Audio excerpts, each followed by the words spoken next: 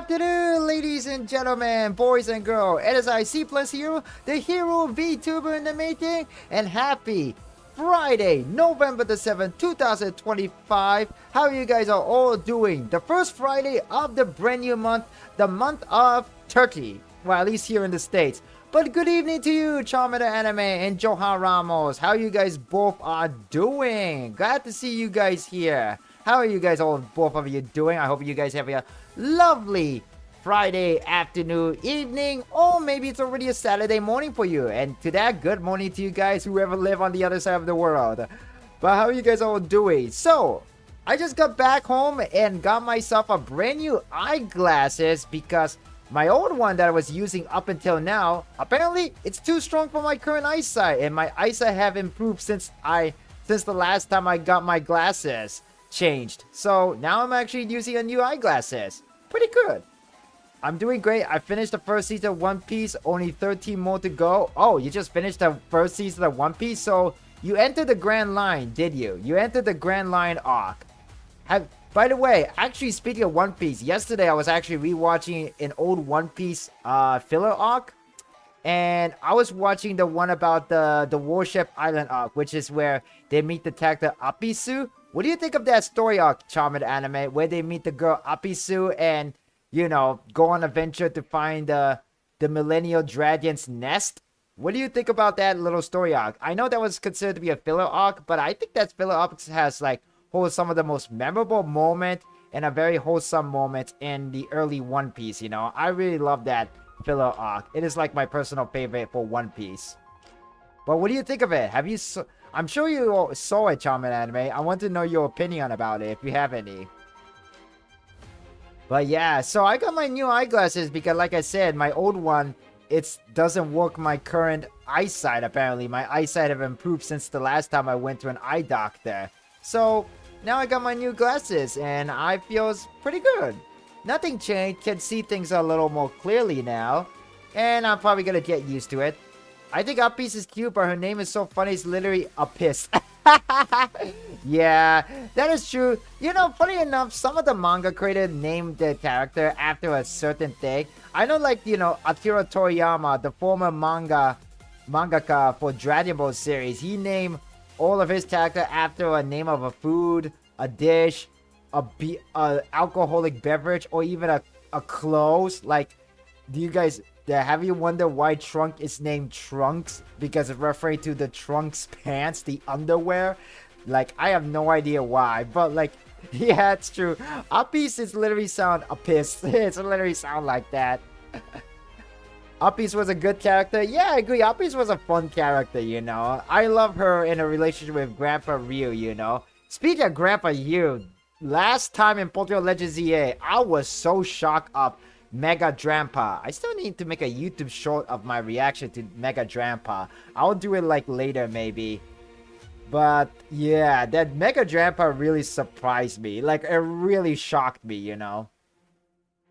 Nice, very, very nice to hear. I need to start watching Jujutsu Kaisen because I need to watch that before the anime movie come out. I know it's gonna come out on December the 5th, so I have a little bit less than a month away. According to Google, apparently this is what the AI said on the internet.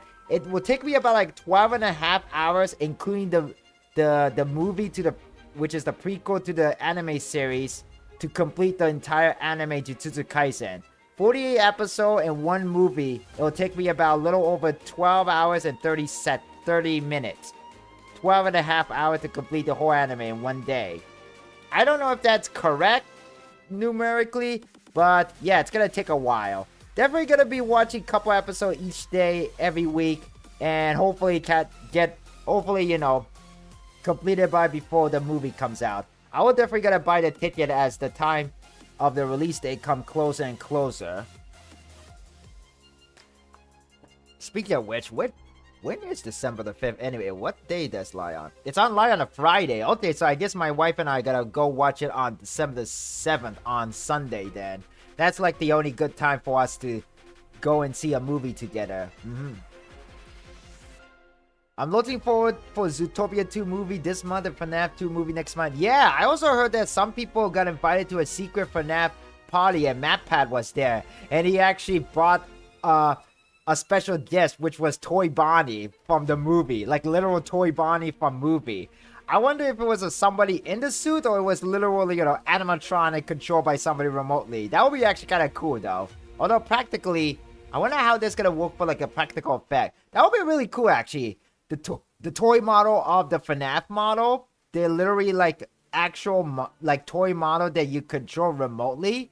And it will be like how like practical movie I used to made back in the days, like 20 or so years ago. Like just a little bit more modernized, That would be kind of really cool, you know what I'm saying?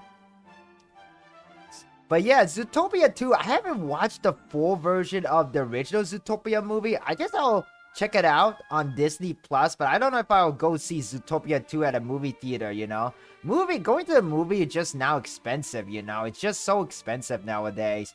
I mean, it's still, you watch it for the experience, but price-wise, yeah, it's like, kind of like, kind of there, Price-wise. If the movie's worth it to watch it, then I guess I'll watch it no matter how the price is, but, kind of have to save as much money as possible, or spend less money as possible. But, yeah, that's kind of what I think. So today on the schedule, we're going to be playing Honkai Star Rail starting version 3.7. This will be the last patch and update for the Amphoreus saga. Finally, the story of Amphoreus coming to an end. Let's hopefully we can save the world and stop Iron Tooth and Lygus once and for all. And I'm sure we will. Hopefully we will. And I've been trying to avoid any spoiler on YouTube or social media as best as possible. But we're gonna see how things go, How things gotta go once we start playing the game. Okay then. I think, it's about time. We should go and check it out. Honkai Star right now. So let's switch to this game room.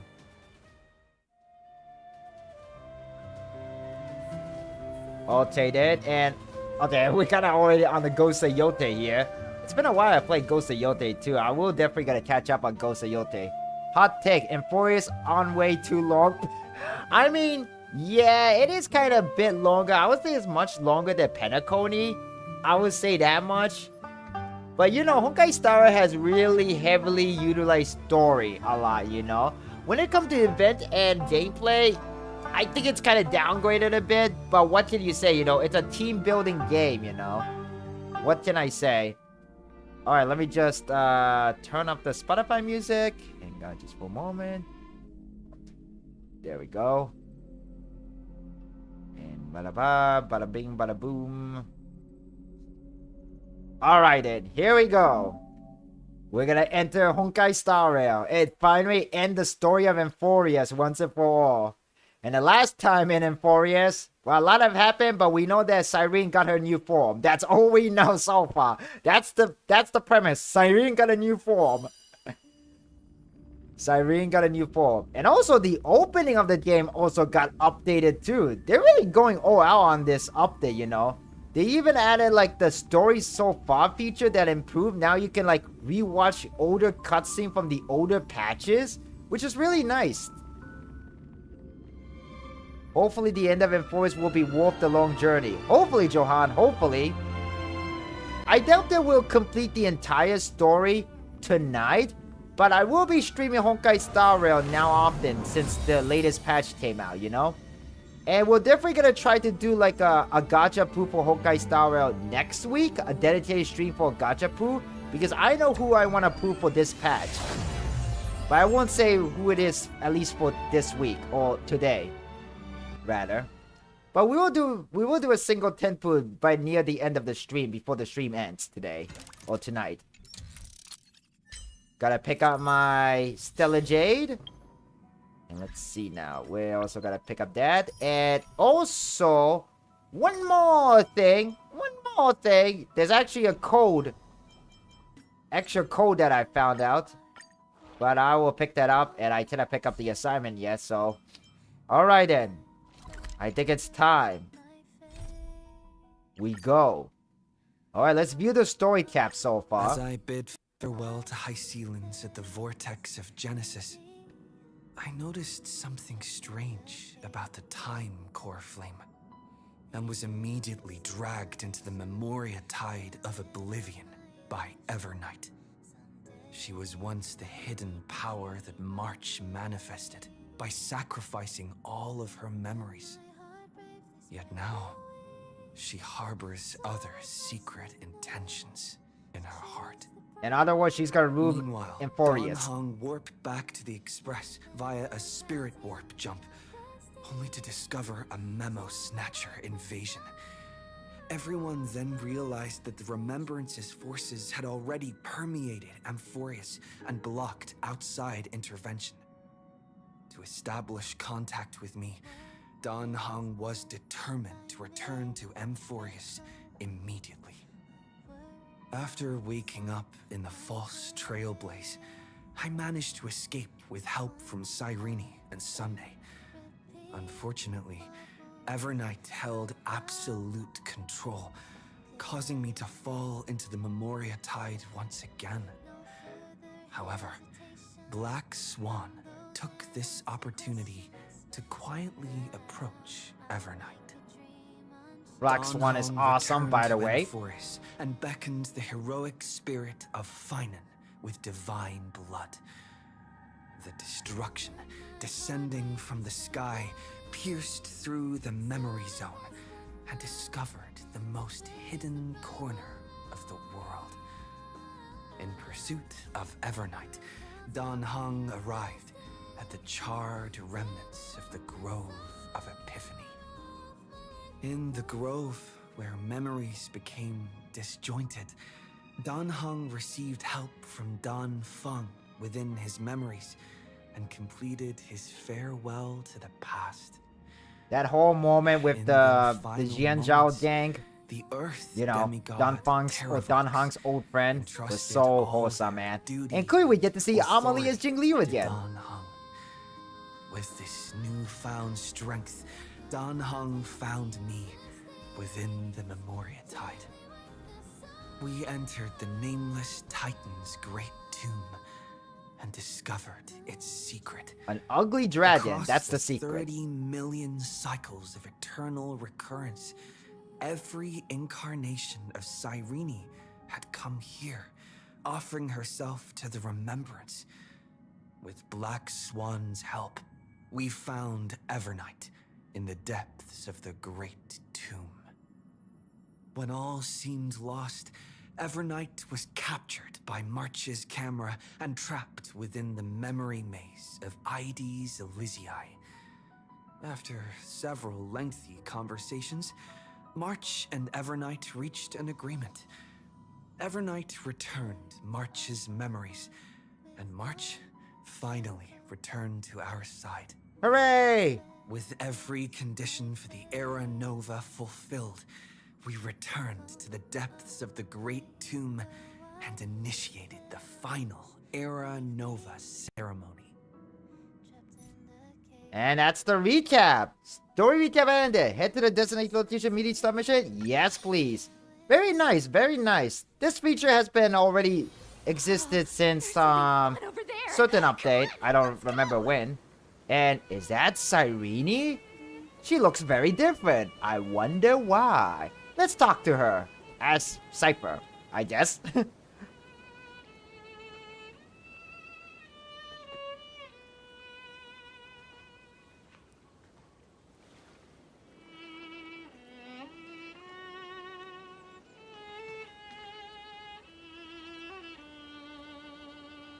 This view hasn't changed at all, has it?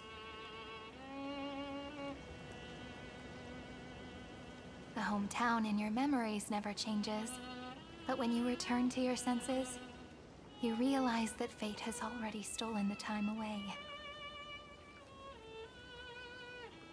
Oh my gosh, she's not short anymore. Welcome to the Trail of Genesis, friend. And she's gorgeous! Cyrene, you look. Standing here brings back many memory. The Trail of Genesis?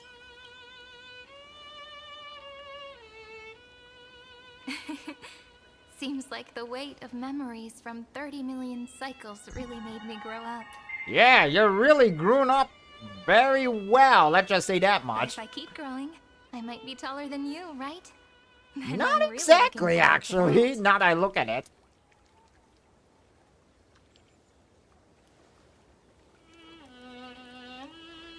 Before you arrived, I kept wondering, beyond the veil of Ide Silicii, what kind of Amphoreus is being born?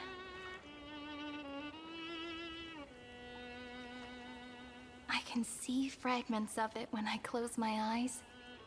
The friends who walked alongside us have all moved on toward their respective destinies. Yeah, kids do grow up fast. Yeah, that's definitely it, Johan. Some turning into pillars of the world. Other thing has Supporting the grown sky up and quite the big, ocean. like her dress. Others sowing reason, You know? laying down the law, and with gentle hands lifting newborns into the light. Death and strife are no longer feared by people, and trickery has become the innocent games of children. All beings living ordinary and peaceful lives within the net woven by romance and passage.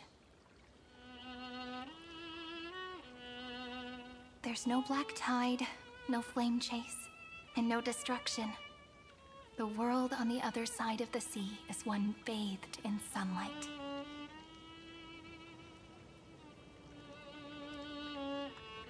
It's a world we must protect. It's the dawn that Fina and everyone had wished for. Peace will reign until the decisive battles arrive. I'll pick the middle choice. Like a happy and carefree childhood, the era Chrysia in this cycle will last for millennia, until it reaches the moment decided by the prophecy. Light calendar 4931, month of freedom, the moment belonging to world bearing.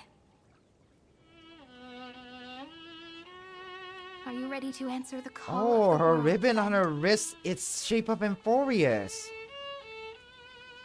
That's a Then go very neat design. And pen the throne of worlds' first stroke. For this world, made from countless wishes. You say that, but it's gonna be ages till we reach light calendar 4931. I can make use of the crevices of time, but surely you and Don Hung won't have to wait around for a few thousand years, right? That won't be necessary. We The can Pillar simply of sleep, Stone Don and the Hong. Oh, chronocognitive even their name anchor title will has wake us up. changed. Veil of Evernight, Pillar of Stone? That's right. We've both become a part of the new world. Just waiting for you now. It's kind of Our weird. consciousnesses can converse with each other across the heavens and the earth, possibly due to the influence of the Trailblaze. It's kind of really strange to hear March 7th voice from Evernight's body, you know. It kind of feels a little strange, you know. I mean, of course, Evernight and March 7 are literally like two different people, two same people in one same body, but like, it kind of feels weird to hear March 7's voice from Evernight's body. I'm not gonna lie. I am now connected with this earth, and I can feel the breath of every mountain range.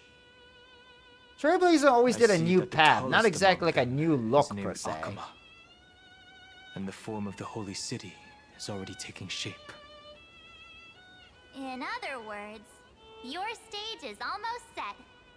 Do you want to take a leaf out of Kefali's book and make some prophecies before your nap? But we're not the only ones who have changed.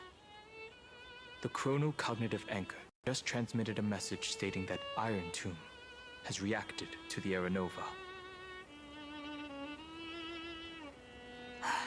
The moment when our friend bore the weight of 30 million cycles of memories.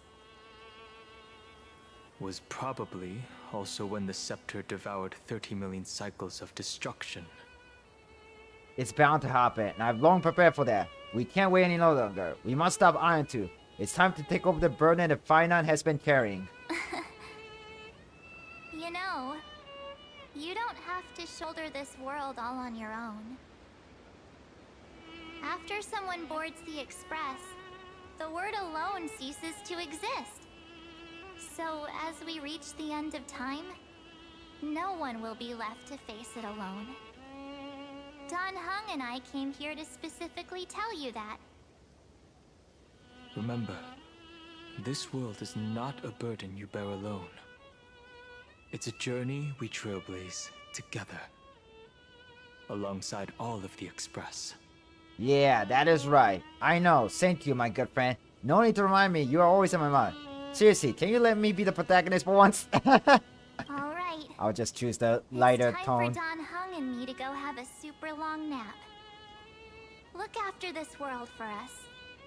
Super long Road ahead nap. is long, but we'll be waiting for you at the end. We'll definitely meet again. Let's take one more look at the other side of the sea before we set off.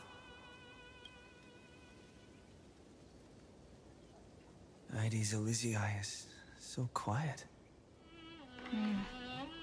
Just like how I remember. A little too quiet, if you Here ask we me. are once more. A little chimera. This is a chimera of freedom. No duty to fulfill, no burdens to bear. Just resting under the vast, lonely sky, sleeping at sunset, or sleeping even when the sun doesn't set. The little chimera departed went flat. Maybe it's the sharp sense of caution that kept it free from a life of toil. There's not a lot. Oh, wait, here's another chimera. Let's talk to it yet. Is it the same one?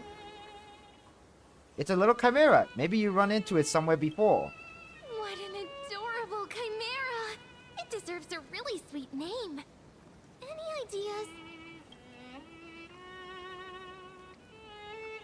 Let's just call it... Wait. Why... Am I talking to someone invisible? What? Oh. Never mind. Really? Then I better pick something special. How about... C+Hero? How's that? Wait, you mean I'm a chimera? Haha, just kidding. I just think C+Hero is such a beautiful name. As for the little chimera, why don't we let it join the Ides Elysiae fairy family and name it Chimera Mim? Chimera Mim? It seems really happy with its new name, Chimera Mim. I'll be calling you that from now on, little one. You're welcome to visit anytime, and if you ever decide to stay, we'll bring you lots of yummy treats. You might even grow taller than that big tree over there. Wait, if that happened, wouldn't Chimera turn into a Dromass? Kidnapping for purchase. Well, that's a weird achievement, and a weird name for achievement too. But whatever. Let's go and explore around the place a bit. See what Ides Elysiae has to offer. Doesn't look too different.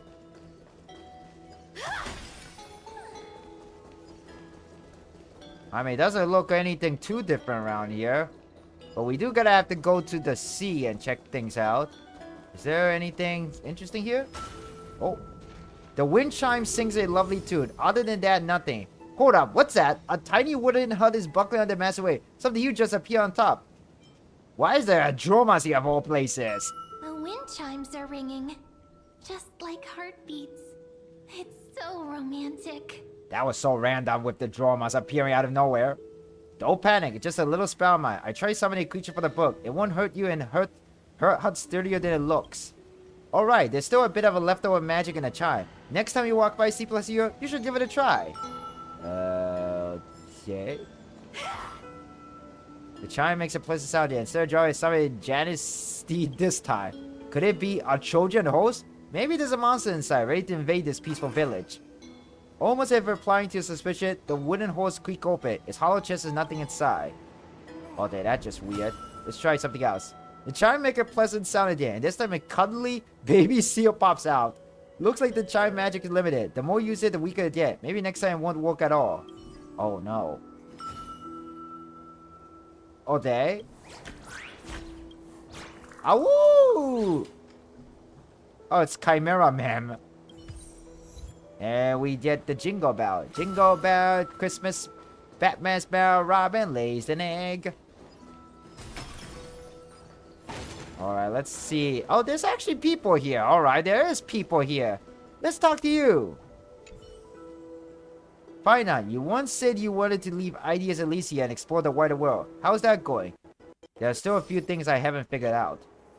Ever since childhood, you always had a careful mind, always planning ahead. But it's okay, even if you decide to stay, I'll still support you. There's value in venture, yes, but living a quiet, steady life is also a choice worth making. Just don't pressure yourself. Whatever you choose, as long as it's what your heart tells you, that's enough. As for the info of the grove you asked me to look into, I managed to dig up a few leads. Though I never been there myself, they say the sages of his various schools are all brilliant minds, learned, skilled, and deeply respected. Studying under one of them will surely take you far, while one of them is a flat earth atheist who had a freaking god inside his mind. So, yeah, you could say they are very learned, skilled, and deeply respected, although the third one is kind of a little bit questionable. In that case, I gotta see this myself. That's the spirit. But I have also heard the Grove of Infinity places great value on open debate and independent thinking. The academic scene is extremely free, so much so that bizarre and radical theories pop up all the time. If you really plan to go, you need to keep your eyes sharp. Learn what you can, but be careful to discern what's that. I'll keep that in mind. Well, I ramble enough. You must have had your fill. Off with you now. We get another trophy. Yesterday once more. Huh.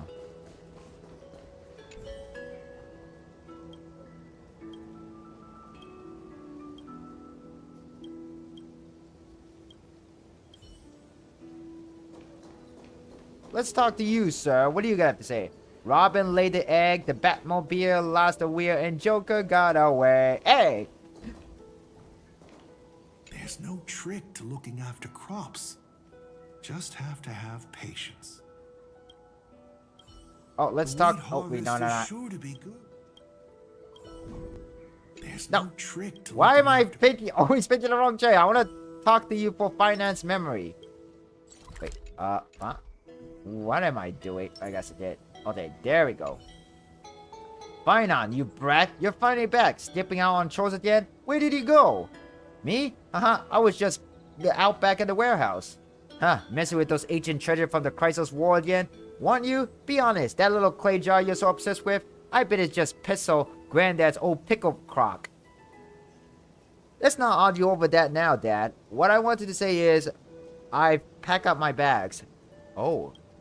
I almost forgot.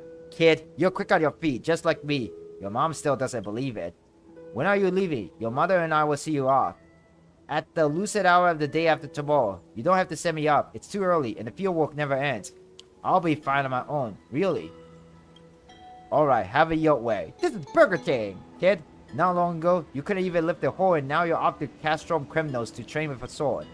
If Ides Elysia ever loses his wheat field, I don't even know how we can keep track of the seasons.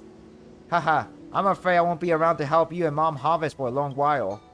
Don't worry about it. Your mother and I are still strong as a pair of oxen. Even without you, we'll keep this household running just fine. Focus on your swordsmanship. Don't get lost in idea thoughts. Even if you never become the deliverer they sing about in legend or can protect the whole world, you still need to come back and protect this little village of ours.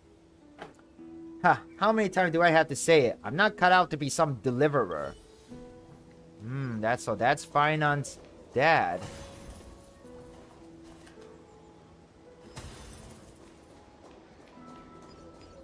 And I guess this is Finance Mom. Hey Mom, I'm home. Look at your expression. Got your bags all packed?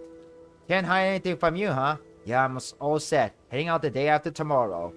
You've always been easy to read, my sweet child. Since you were little, I just had to glance your way to know what's on your mind. You said you're going to Castrom Kremnos? I wonder how far this is from our Ides Elysia. Haha, no clue. I heard that Castrom Kremnos roams around slowly, just like a Dromass. Don't worry, Mom. Once I finish my study, I'll come straight home. Who knows? Maybe one day that city will wander right past our village. Then I have to keep watch from the haystack, just to see if a mountainside Dromass is headed for Ides Elysiae.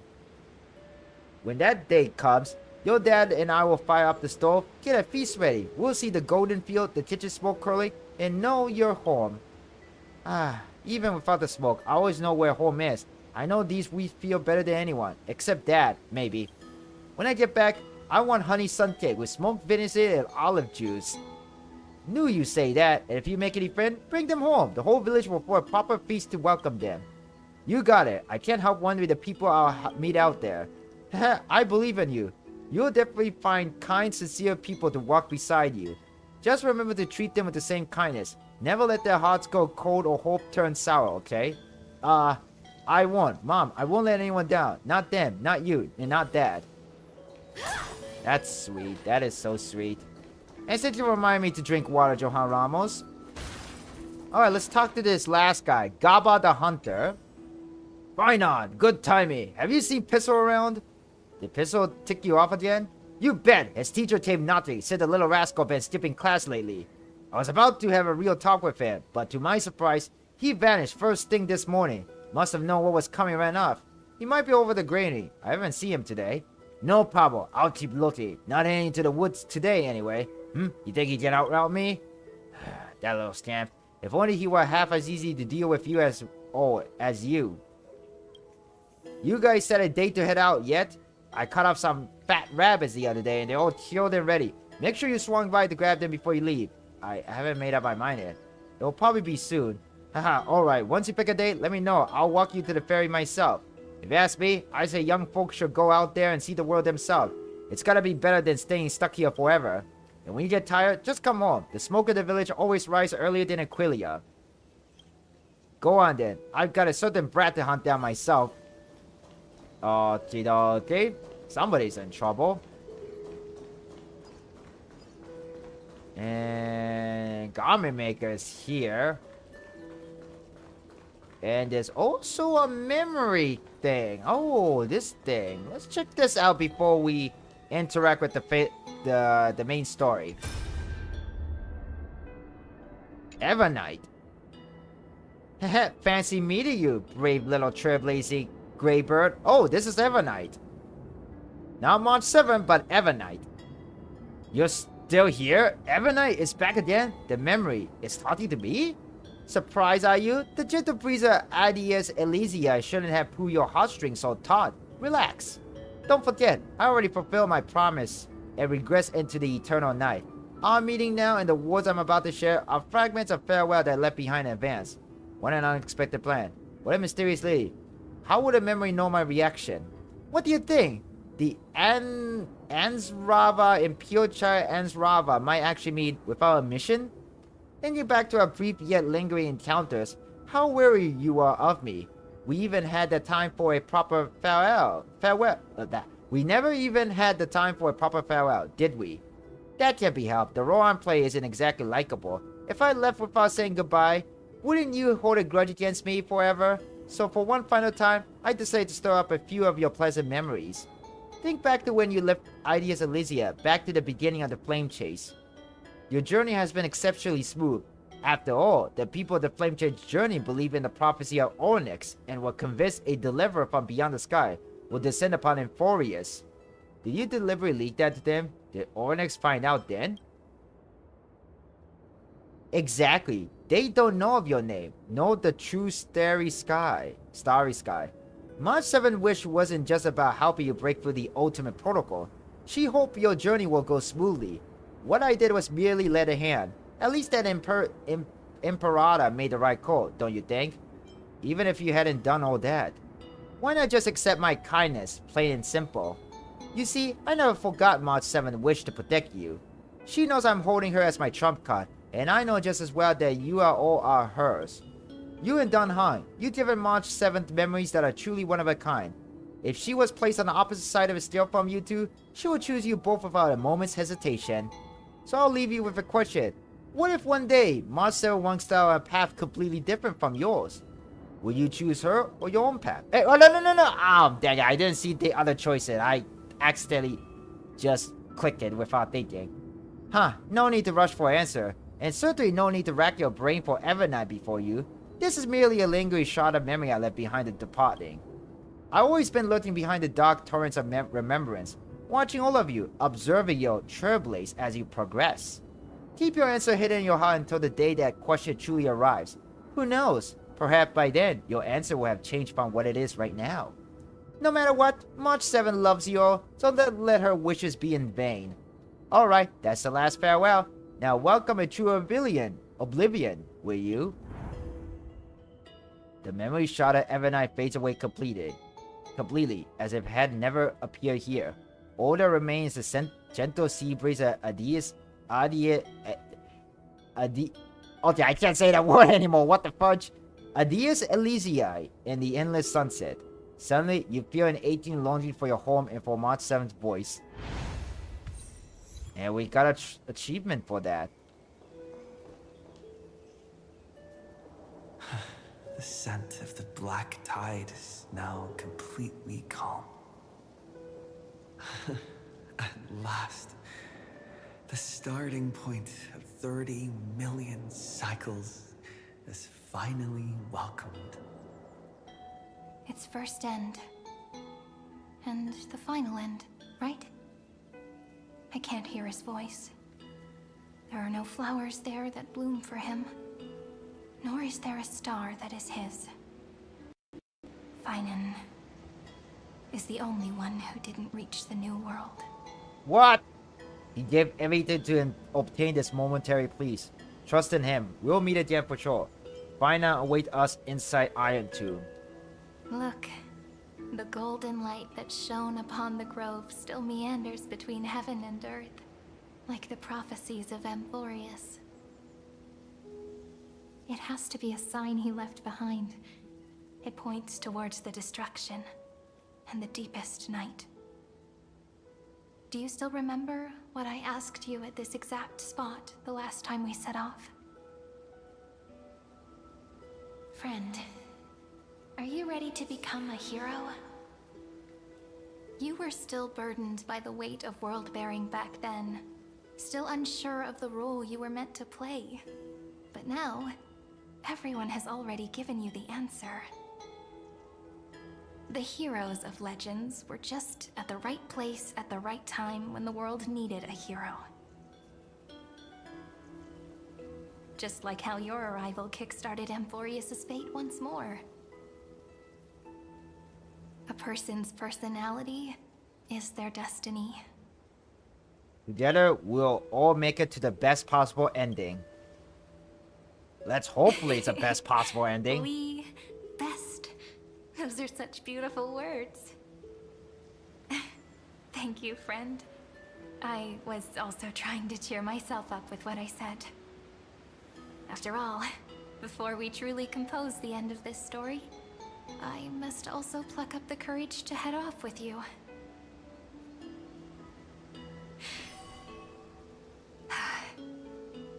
And face a memory that I have forgotten for too long, and have denied for too long.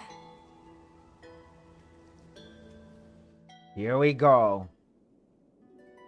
It's so dark. What is this place? The great tomb of the nameless titan. The deepest recesses of memory. Also, the place where Cyrene was born. Nani? Weren't you born in Ideas Elysia? You got your lost memory back? Birthplace? What do you mean? My apologies, friend. The more memories I got back along the way, the more I felt that something wasn't right. Something not There's right. a sort of anxiety I can't get rid of. It's like when I was back in Ideas Elysiae, when the reflections in the water always made me wonder, which is the real me?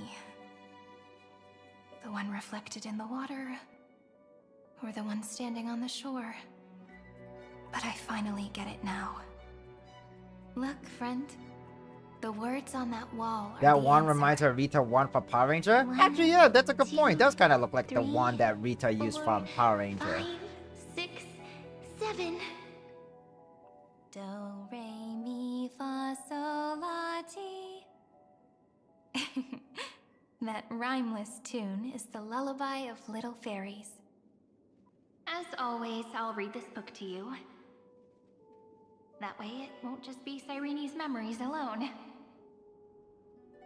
I've always thought that I was the narrator of the Flame Chase journey. But as it turns out, the narrator is also the most devoted audience. Hmm? What do you mean? I believe in every version of you. I'm the one who tells the story. What do you mean? At the moment of Aranova, I was enveloped by the texture of memories, Within the glistening crystal, Huh. I saw countless Sirenes, as well as countless versions of me. This is the final puzzle piece of the memories. Just what is going on prison here, born man? of Like, the I am so erudition. confused. A grave annihilated in the destruction. That unknown solitary god. The 13th Titan who should not exist. The first new spore. The demi-urge is right here.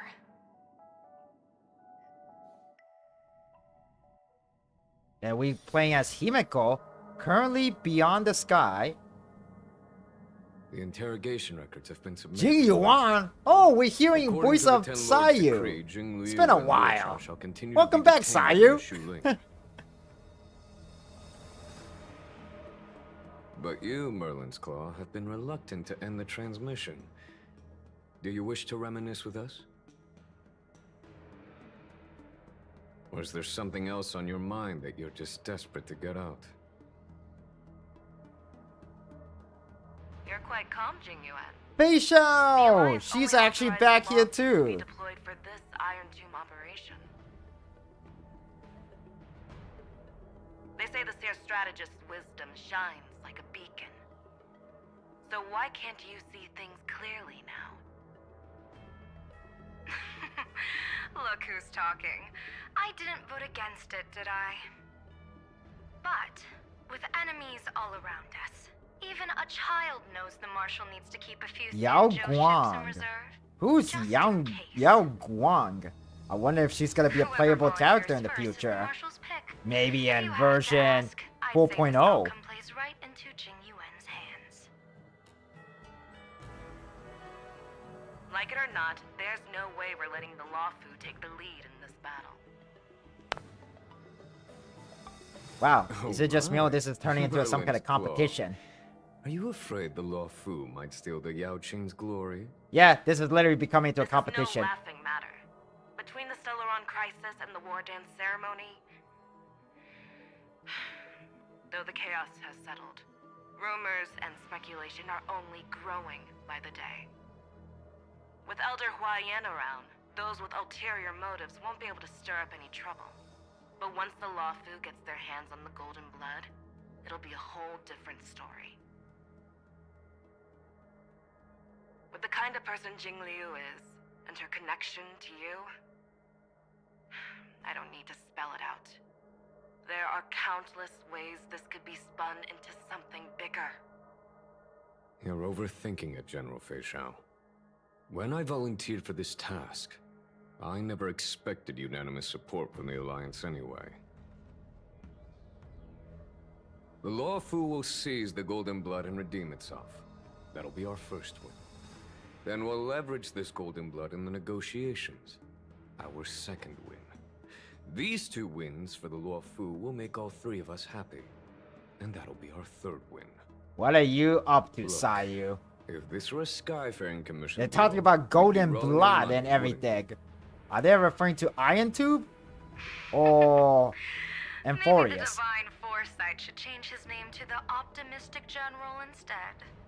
The optimistic With the general. Decalite reflection barrier, the Yuchue must understand even more than the Luofu how significant this battle is. Amphoreus' karma has vanished from the matrix of prescience. What omen does General Yao Guang see in this anomaly? You know, I know that a lot of people didn't like when Jianjia Lafu update came out around, like, 2 years ago. But honestly, I kind of grew attached and respect Jianjia Lafu. Personally, this is a hot take, but I think the Jianjia Lafu storyline, it's one of the best. I know that's a real huge hot take, but I do like Penacony, I do like Amphoreus, but Jianjia Lafu story, I think it's the best. I think there's a lot of potential. I feel like there's a lot of things that we do not quite know everything about Jianzhou Alliance, and I think there's still a lot of potential to explore and learn more about them, And honestly, I think there should be enough love and respect for Jianzhou Lafu after all these years. Quite honestly, Jianzhou Lafu really grew on me. It really did. this an empty fortune. It involves the eons and is thus beyond what mere mortals can comprehend. Your explanation isn't any clearer than Lady Fu's. Come on. How hard is it to understand the word uncertainty? For the Cobalt Head, the emergence of Iron Tomb is a calculated instant, but I don't believe they will just sit around waiting for death. And for the powers of the cosmos, this is their chance at survival, and the key to turning the tide of interstellar affairs. The Astral Express is leading the formation of an allied force, but I can see each faction has its own hidden agenda. There are even divisions within the Alliance, so it's not that hard to imagine how the other factions will react. Jing Yuan, I crossed paths with Selenova's Legion at the Battle of Sadunirama Star Cluster. Be extremely careful. The Ruin Legion's troops and weaponry are nothing to write home about. The IPC, even the denizens of Abundance, could take them on. However, while Void Rangers are just expendable pawns of the destruction, the real wild cards are... The Lord Ravagers. The Lord Ravagers. Nanook's emanators are also their weapons to burn down the paths. I'm afraid conventional military tactics and strategies will be useless against them. My assessment is this. To completely take down a Ravager, we must disregard casualties and spare no cost.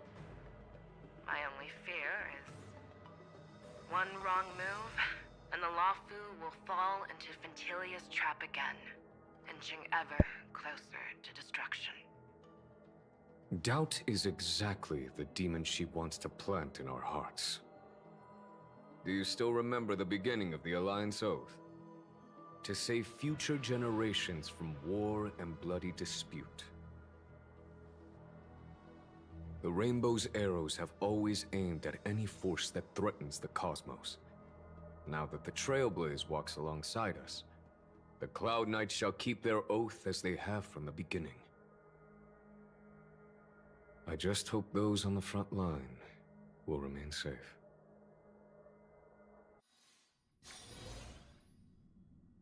The chronocognitive anchor is Okay. sending a signal. This is like Himiko's Everyone, POV, and yet time to move out. we're listening to everybody else except Himiko. Where is Himiko of all places?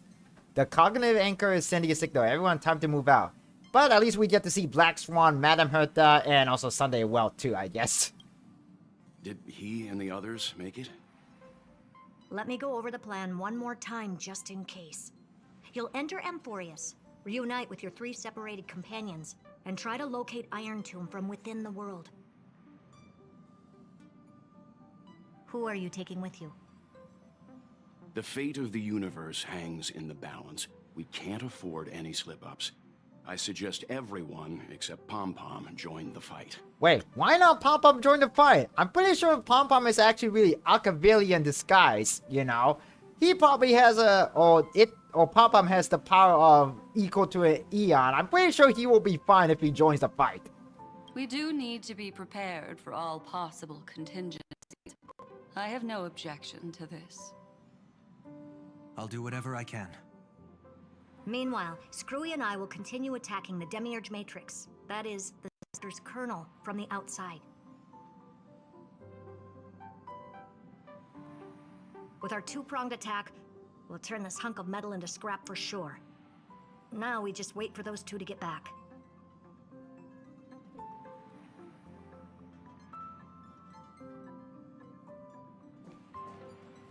Oh, and just like that, they're here. Sorry to keep you waiting. With Planet Screwlum's help, the formation of the Cosmic Alliance to counter Iron Tomb is progressing smoothly. The cosmos has set its sights on Amphoreus, and now it's just waiting for... I'm still the first hoping shot. this man will become a playable character. Well then, like, let's what are not you waste waiting any for, more time, Hoyoverse? Mirror. Just do it! It's my time to shine! Finally off the bench! In initiating thought refraction, Please read the safety protocols carefully. Huh? Just kidding! I've already checked the agreement box for everyone. And now, destination? Amphoreus. 3, 2, 1, launch!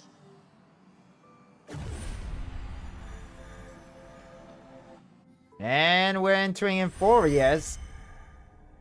The flow of Memoria is so heavy here. And they Unlike arrive. Paragoni's dreamscape, this place has built up a true epic measured in millennia. The vortex of Genesis, where all myths begin and end. And in this new world created by the Nameless, infinite cycles have been broken. Let's set up the Trailblaze beacon and establish contact with the outside world. I'll leave it to you then. It'd be better for me to not show myself in front of the Garden of Recollection. And, Mr. Sunday, you probably shouldn't show yourself either. Agreed. The Astral Express has landed. If you receive this message, please respond immediately. Over. This is the Xianzhou Alliance. Fushuan? Conditions normal. Holy crap. Literally everybody's here. This is like Super Smash Bros. Avenger Reed, what? Holy crap, this is literally like Super Smash Bros. Ultimate. Everyone is here. What are we gonna see? Who are we missing? Are we missing Jade and Topaz so far? We're missing Jade and Topaz. I guess Yang Chi is included too, but nobody cared that much for Yang Chi. Oh wait, there's Jade. Okay, everybody's here. It's literally Super Smash Bros. Ultimate, except for Yang Chi. Long time no see, Miss Himeko. It's been quite a while, Madam Jade. Madam Jade. The significance of this battle rivals that of the campaign against Zulo. Only through victory can we disperse the shadow of Iron Tomb that looms over countless worlds. The 10 Stonehearts shall spare no effort for such a grand mission for the preservation. Madam Jade led the Intelligentsia Guild in conducting specialized research. Oh yeah, we're also missing Dr. Ratio and Ruan Mei. Are they gonna join the fight too? The bad news is, the collapse of the Erudition won't just affect inorganic beings. You mean Iron Tomb can infect organic life too? Well, the good news is, so far, its effects on organic life are under control. The infection progresses slowly, and the resulting neuropathy is non-fatal. It's more like Avenger Endgame without the portal scene. Yeah, it literally is like that, huh, Johan Ramos? Create system hours in all star zones within the medical system. What about other star zones? At a time like this, are the followers of the Firmament Arbiter still trying to make a profit? I remember you, Master Diviner. Your performance during the Third Denizens of Abundance War was quite impressive. Please rest assured, all worlds can purchase vaccines from the IPC with a humanitarian discount. That's the current policy at the very least. Current policy? Discount? If the Xianzhou Alliance is willing to assist with the IPC's assets in Epsilon and other star systems, we'll have more cards to play when reiterating to the board the necessity of deep cooperation. It makes sense, since Interracial Peace Entertainment's headquarters is in Epsilon. But why are all the other worlds on the list? Places that the Elation has visited? Think of it as a long-term investment. Please understand that everyone at Pierpoint is swamped with Iron Tomb work, especially the marketing development department. At this rate, even the 10 Stonehearts can only do so much. Having some assistance from the Alliance would surely benefit the entire cosmos. Wouldn't you agree? As an old Xianzhou saying goes, those who succeed should help all under heaven.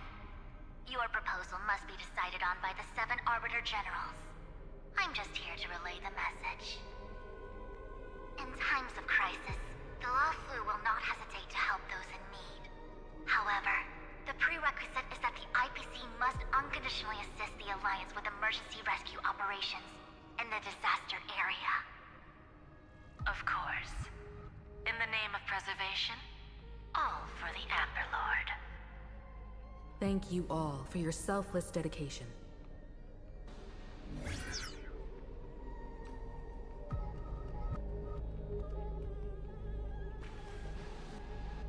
It's clear that each party still has qualms about everything. The clash between destruction and erudition isn't just about the fate of the cosmos. It's a moment for all factions to reshuffle their cards. You can never be too careful when battling a Lord Ravager. All are equal in matters of life and death. In any case, we can only hope for the best in all that's to come. It's about time we dive into the vortex and see what Amphoreus looks like on the inside. I wonder where he and the others are right now. Oh, we're now playing as... Oh, we have... Oh, looks like we have Himeko join the party. Hey guys, let's change up the team lineup for a bit. And let's add Himeko in there. Who can I replace Himeko with?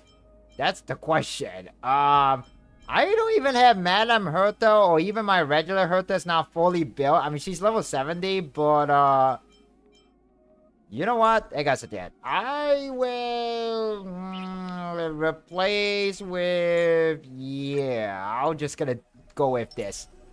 Alright, here we go. So, try to contact allies. So, dive into and Amphoreus explore the world friend. Optional, try to contact the ally. Alright, try. Hello? How's the signal? Whoa!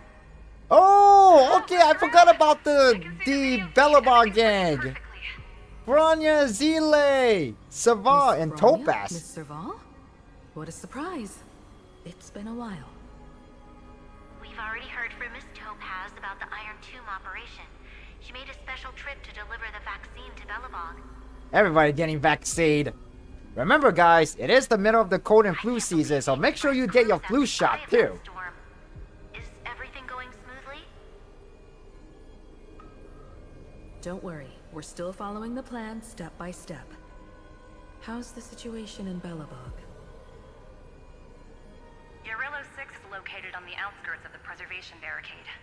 While it won't bear the brunt of the first wave, there's still a risk from the aftershocks. That kid Japard and Pela are busy organizing the Silvermane Guards. That kid Japan. Japan is not even a kid, but Zila yeah. and Lynx just got back from the Geomero vein production chain. Hey, do you want to say something to them? That would be unnecessary. It'll only shake their morale. Just tell them to stay safe. Zile just being a Miss tsundere Bronya, there. I'm afraid this disaster will be far more terrible than you can imagine. Please, be sure to follow Miss Topaz's instructions and make thorough Man, things are preparations. becoming really serious and real now. Of course. We have resealed most of the engine across the ice to prevent the will of the preservation from becoming an accomplice to the destruction. Don't worry, Miss Himeko. Bellabog is far more resilient than we imagined. We really wish we could help, but Guerrillo 6 has only just woken up from its hibernation. The Astral Express, standing at the forefront of disaster, is the hope for many ordinary civilizations across the universe. In the face of a massive catastrophe like this one, relatively smaller civilizations have never had many options. Yeah, Bellabog kind of is sitting duck in a sense. That's exactly why we have a resolve that's second to none. But if anything, they're probably the most bravest of everybody here. Miss Topaz, I hope you can help out and rescue the affected citizens. No problem. Also, didn't the Xianzhou sign a friendship agreement with Eurillo 6 earlier? They won't stand by idly either.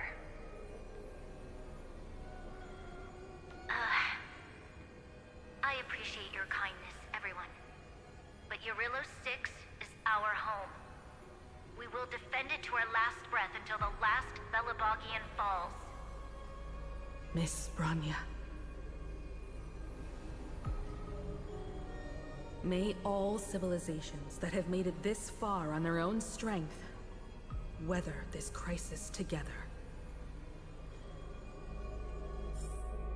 Man, things are really serious. Holy crap, and we have more people to talk with. Good news, Miss Himiko. The 7 Arbiter Generals have reconsidered the current situation, and I'm here to relay their message.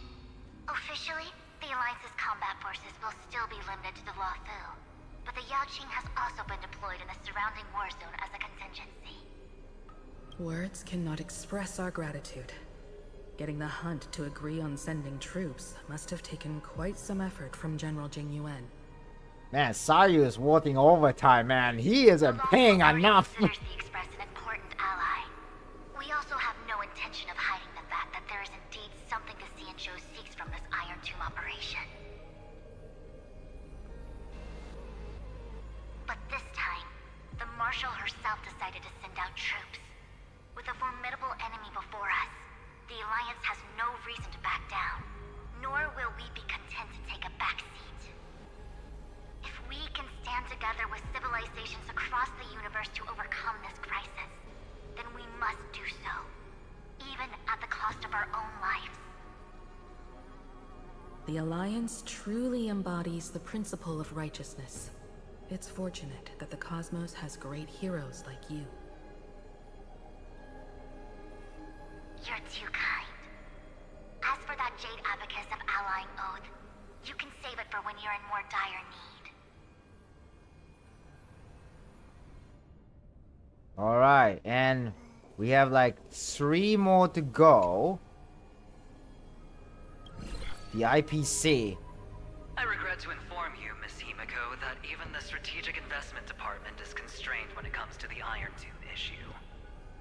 And it would be difficult to meet the expectations of the Astral Express. However, Madam Jade instructed us to look after our nameless friends as much as possible. So let me offer you all a small suggestion, just from my personal perspective. Other departments at the IPC might also take this opportunity to extend an olive branch to you.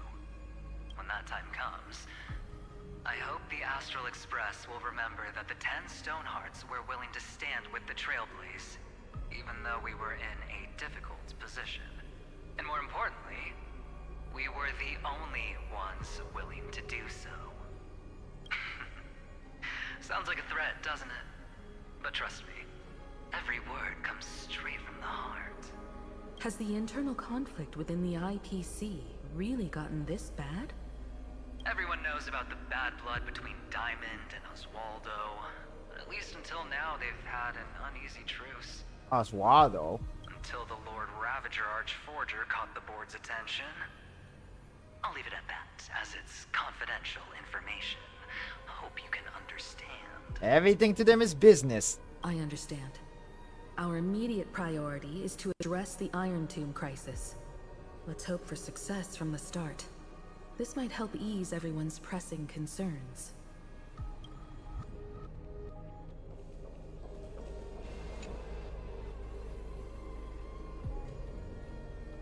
The Galaxy Ranger representative.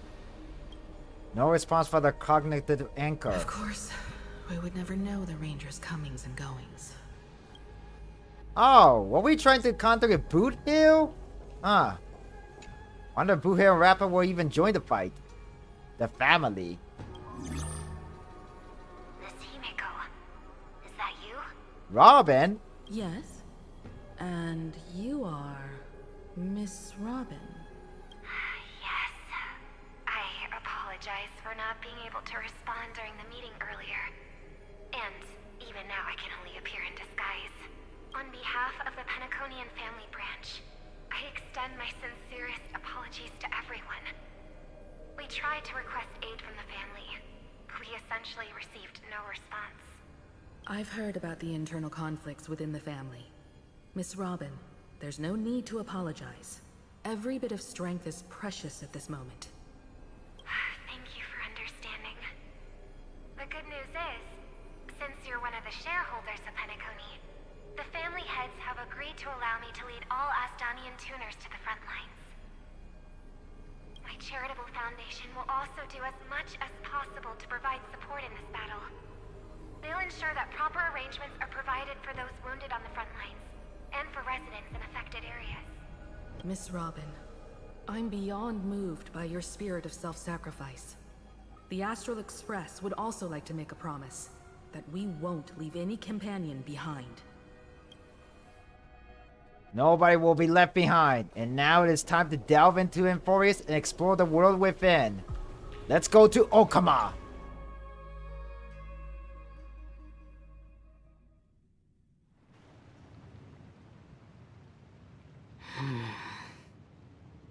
Why is there no one here? That is kind of a bit strange. Everything in Akama seems normal. The new world was enjoying peaceful times not long ago. It seems it was even more recent than not long ago, Miss Himiko. The fruit on the table is freshly cut, and the bath temperature is just right. The remembrance tells me this place was bustling with people just moments ago. It's as if everyone vanished in an instant. Could this be Xandar's doing? Unlikely. He's still under the surveillance of those two geniuses. Could it be some kind of local custom? A custom that makes an entire city fall silent in an instant. This is kind of getting Pardon my weird. frankness, Mr. Yang, but this reminds me of some unsettling rumors about the Harmony. Complete silence is often the prelude to divine intervention. Everyone, be careful. Here they come. Here they come. The nameless of the Astral Express. Evernight? Evernight? How is this possible? She was already... We are the chroniclers of time, and we do not fade away. Finally, the last era Nova has been completed. What did you do to the residents of the Holy City and the three Nameless? I didn't need to do anything. The remembrance will ultimately become the substance of the new world. Hang on a second, guy. I'll be right back. Now, they are no longer the trailblazers you once knew, but gods who permeate heaven and earth. The 12 Titans who guard Amphoreus.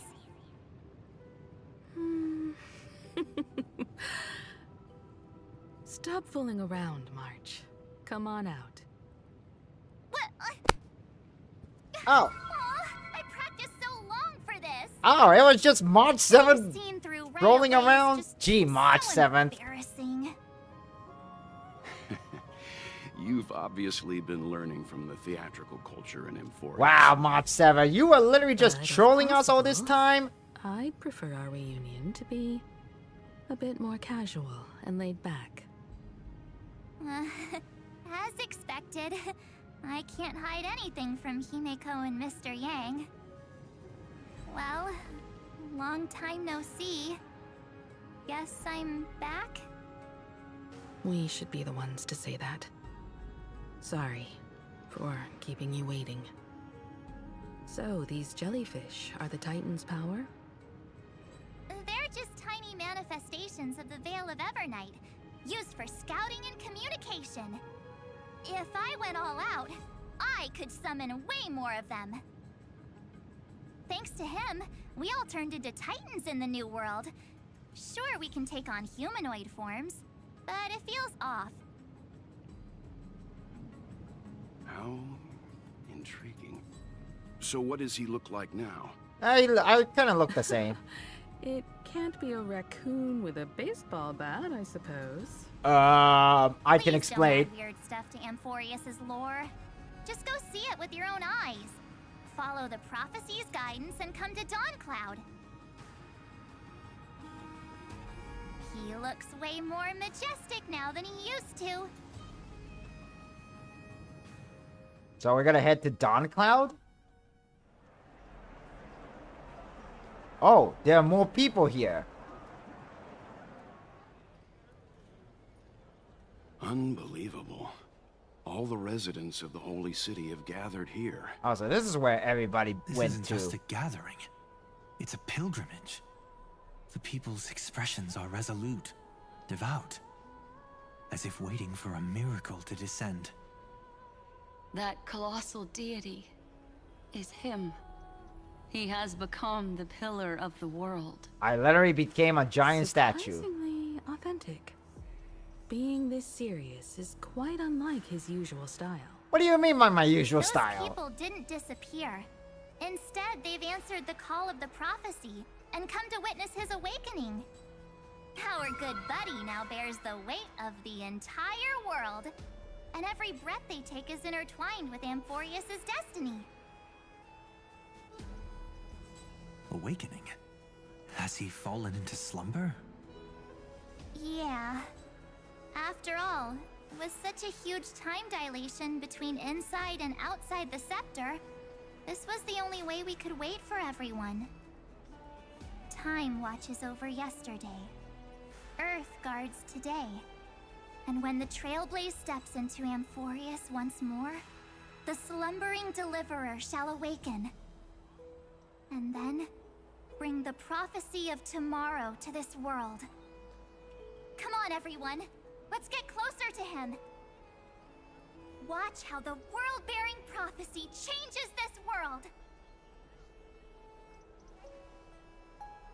Man, it's good to see like Himeko, Wild, and the Seems the Astro kids Express are crew are already miles in ahead of us at Amphoreus. this stuff. Like everybody's reunited. All the more reason we can't afford to slow down our pace. Let's go witness this moment for ourselves. Majestic. Speaking of which, I once caught a glimpse in Sleepyhead's memory of him transformed into a towering Tatalov. Could it be? No way.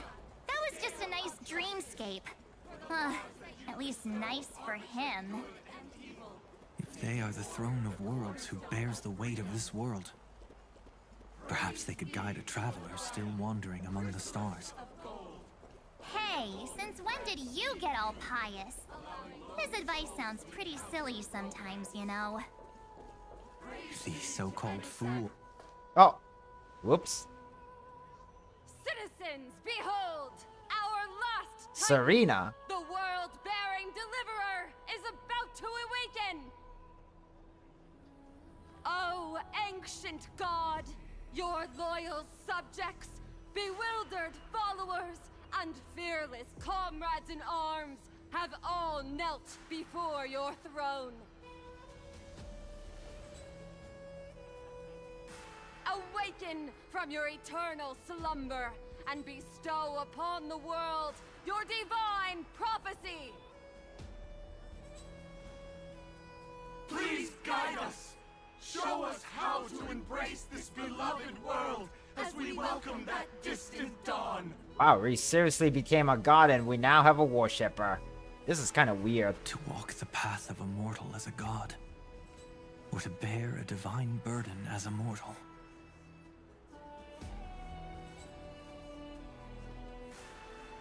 He will give us the answer.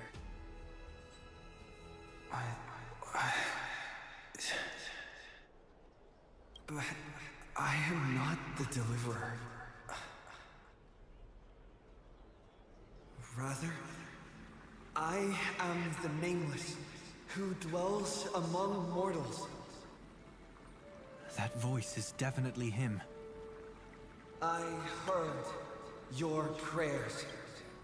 I need to take a screenshot of this. This looks beautiful. The core flames flickered and dimmed, and the age of the gods met its end. So flow, golden blood, flow. I'll bestow it upon you, returning it to the true masters of this world. Stand with me and become heroes. Whoa! Is this?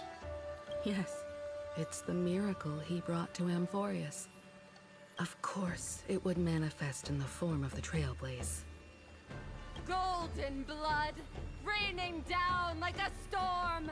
The prophecy has descended, and the Titan commands us not to be supplicants, but to become heroes of rebellion, to face that destined calamity, the destruction, head on. Prophecy of the Deliverer means nothing to me now. It belongs in the hands of someone far more fitting.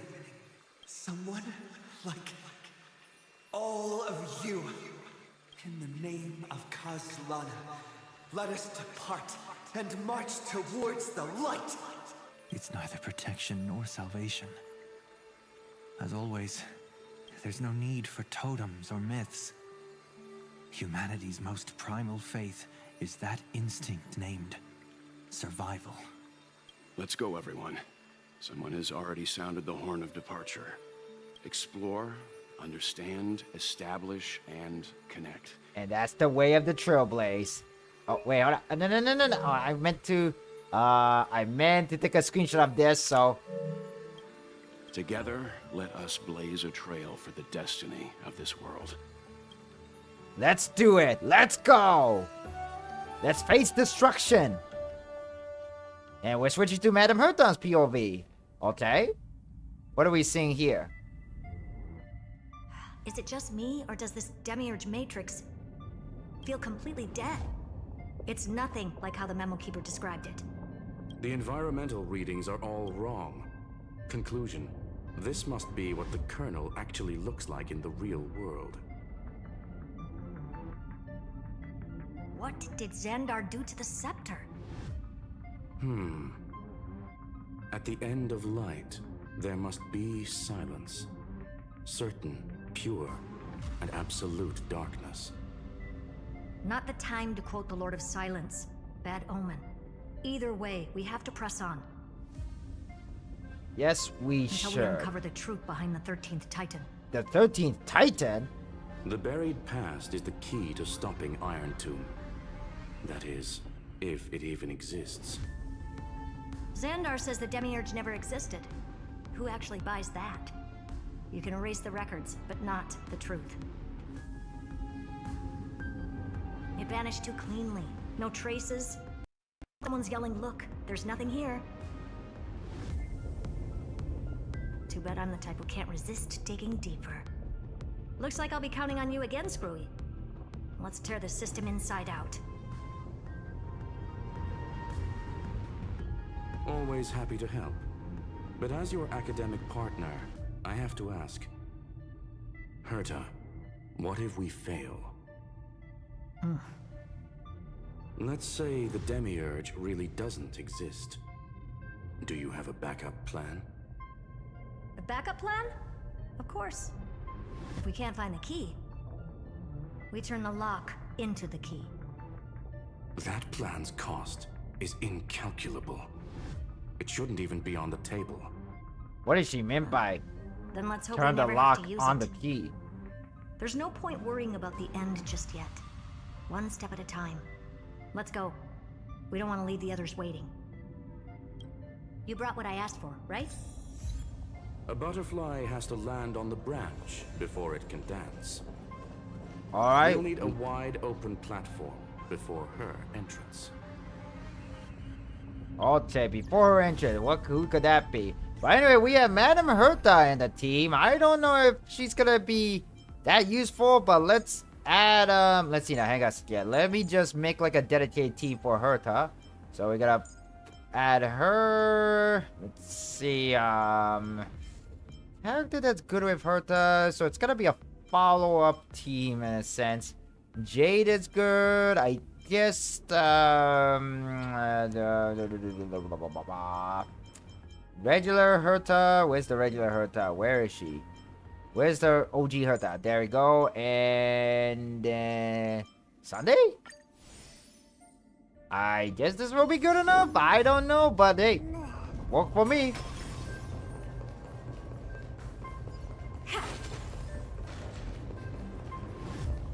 And there's a chest there that I want to grab real quick. So let's grab this chest. Just use that thing over there, Zag.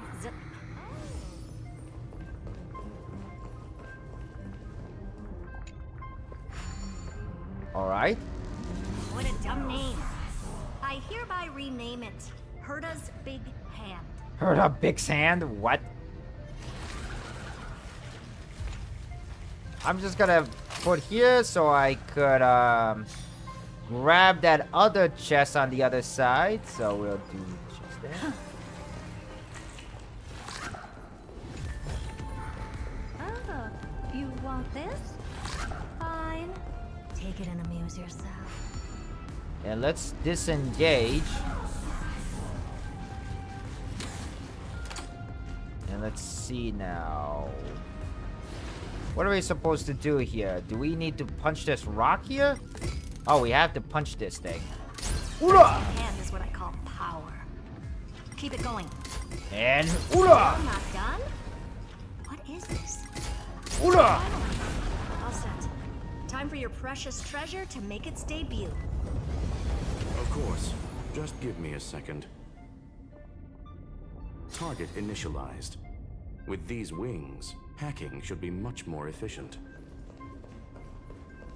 And actually, before we move on, I actually missed something. I missed that fairy that I just noticed.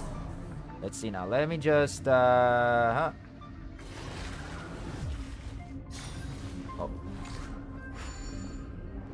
Oops, I got something. What's going on? Oh, there we go. Lay a finger. Disengage. And we'll pass again. I forgot that little fairy over there. Move! Come on, move! I was about to get out. Just about to get out. I was only setting away from leaving this place, but it suddenly stopped working. Can someone plug that fan power cable back in? Kirk! What was that all about, I wonder? Well, anyway, we're just gonna keep on going.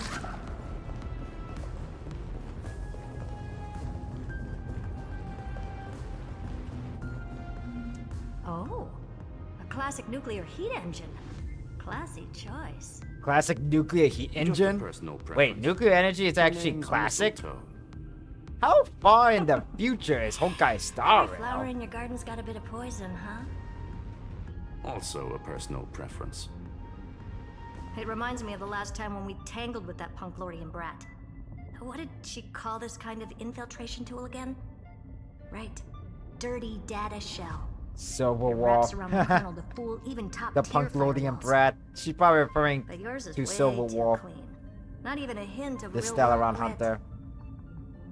Herta, your tone is unusually emotional. Suggestion.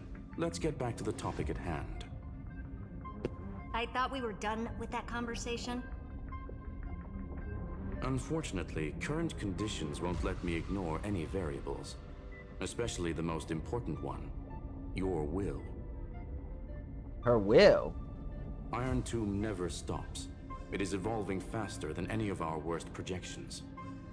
Every instant in the Eon's calculation is like a sword hanging over the cosmos. Every move humanity makes could speed up its arrival. Which is exactly why we can't mess this up. And now, Droidhead wants to hand down judgment to the poor cosmos again.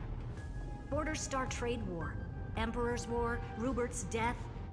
Every time their instant arrived, it meant another bloodbath for humanity.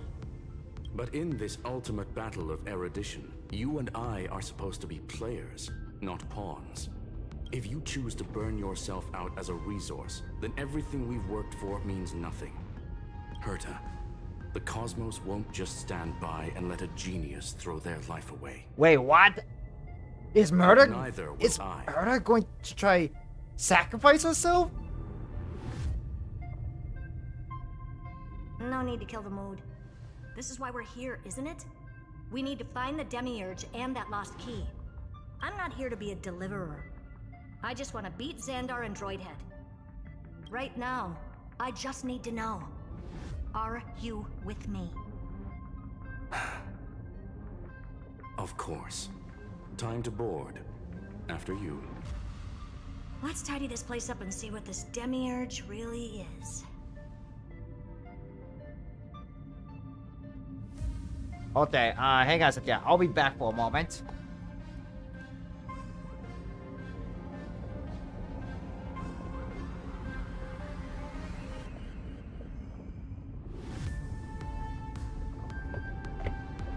Sorry about the interruption. My phone was kind of ringing. I want to check what was about. Just the Discord notification. Anyway, we're gonna ride on to this classic nuclear-powered engine. Let's hope this Matrix is better organized than the Emperor's junkyard of a birthplace. Whoa, this is actually kind of cool. Kind of like Star Wars or something. Buckle up. We're hacking in. We're hacking in. We're jacking in. Herta, this whole space has been completely tainted by some kind of energy. I see it too. We're thinking the same thing. What's up in the sky? How could you go this far? Turning your own graveyard into this. What's that up ahead? Wait, huh? Katorzane algebraic expressions. It's built for isolation, not defense. Wait, the mistletoe is Gulen personal collection piece. An elegantly designed Trojan program. Press the cruise button to start flying, then press again to switch to hover state. Okay. Use the left joystick to steer the mistletoe. Press the accelerate button for temporary speed boost. Press the X button to end the flight. Toggle the vertical inversion option to change flight control. The mistletoe is equipped with an auto cruise program. Press the auto cruise button and the mistletoe automatic flight to navigation. Press the during auto cruise to switch to manual control. So basically, the door to the tomb, right? Great. Let's find the handle. I'm picking up multiple independent signals with the same data structure as the barrier. Projection. We can hack the terminal, reverse the computation, and turn it into an attack. Classic move. Use their own systems against them. Take us to the nearest one.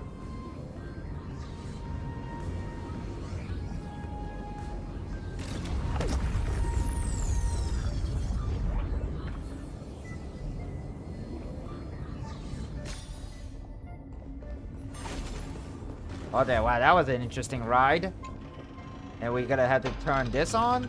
And what would this do?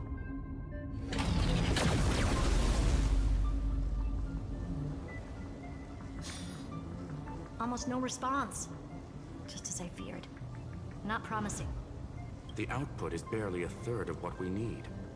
Logic says we'll need multiple terminals to coordinate the strike. Locking onto the next one now. Find anything else? Regarding the origin of these ruins, no logs found yet. Xander erased all records, but I did find some interesting scars in the circuit. High energy radiation, internal imaginary energy contamination. From what I know, there's only one thing that fits. Skip the science talk, Screwy. That thing only goes by one name. The Stellaron. Stellaron? Exactly. Xander blew one up just to clean the entire Scepter system. So that's what he meant by killed that Titan with my own hands. He wanted to turn the neuron of the erudition into a relay for the destruction. That meant getting rid of all of it at all costs. Stellaron. The life form known as the Demiurge was the original target of the Scepter's extrapolation. It makes sense. Evernight calling it the first new spore confirms this viewpoint. The prime mover of life. That's what Scepter Delta ME-13 was originally tasked with. Oh, that symbol's mean Delta? Even after it got scrapped, the query kept running.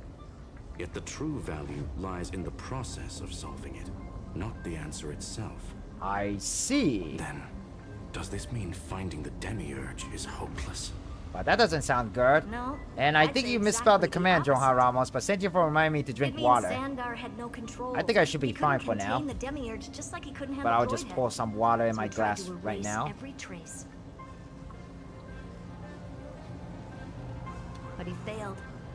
It still left a mark. By the way, if there's another Stellaron in Amphoreus, why hasn't that little one reacted to it at all? You said the During flight, you can open the map to check your waypoint. Select the waypoint icon and click Start Cruise, and a mist will automatically fly to land to the selected waypoint. Demiurge left a trace, right? Yeah, but not in the real world. Remember the great tomb of the Nameless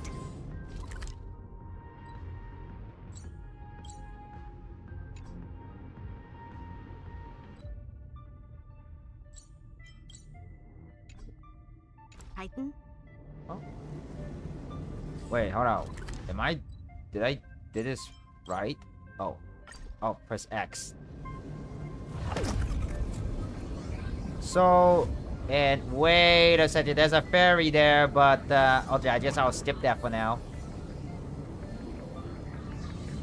So there's a Stellaron in Amphoreus. Huh, looked like there was a good reason why we came here. But I wonder why we haven't reacted to it. Until...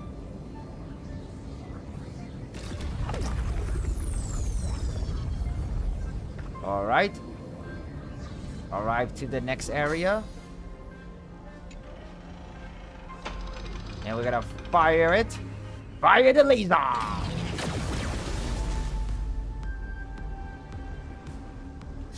Trailblaze Archive 466. The data from Affiliate 093 clearly indicates that the Demiurge did in fact enter Amphoreus' extrapolation. Inside that world, it was the 13th, forgotten Titan. The one who listened to 30 million cycles of Cyrene's memory. But Evernight said the opposite. She believed that tomb was empty from the start. Empty from the start, interesting. The nameless Titan never existed. The so-called listener was just a trap set by the Remembrance to steal the scepter. Huh. A mimetic entity full of theatrics. How much of what she's saying is true? Would an Eon really speak in circles like this? I doubt it. The Remembrance's behavior is certainly odd, but her assessment aligns with our current reality. Since we entered the Matrix, we haven't found a single clue pointing to the Demiurge. And that's the key, Screwy. Xandar's actions prove the Demiurge exists. But what Evernight said, and what we've actually seen all point to the opposite. So we have to assume that both are true. And if that's the case, then the contradiction leads us to... the truth. Huh. Exactly. One last terminal.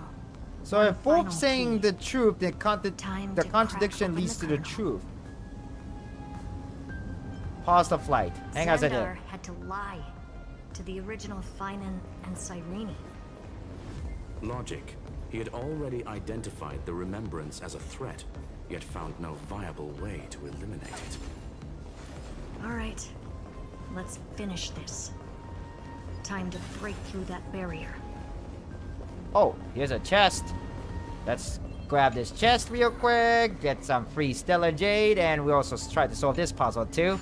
But now this is getting a little bit interesting. Again, I'm not understanding everything they said, but things are getting a little bit interesting per se. Okay, I think something like this.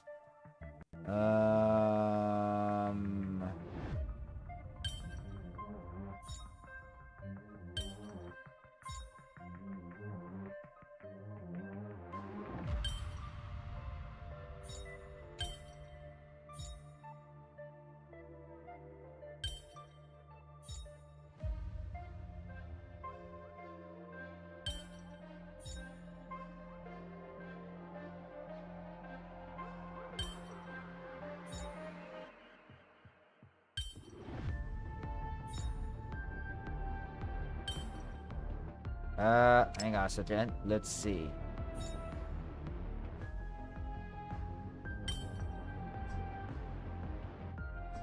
Already at the correct place.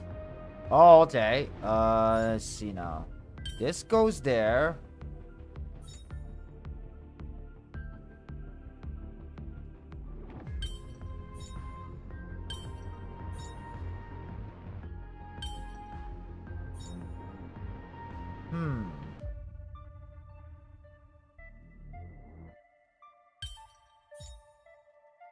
Oh.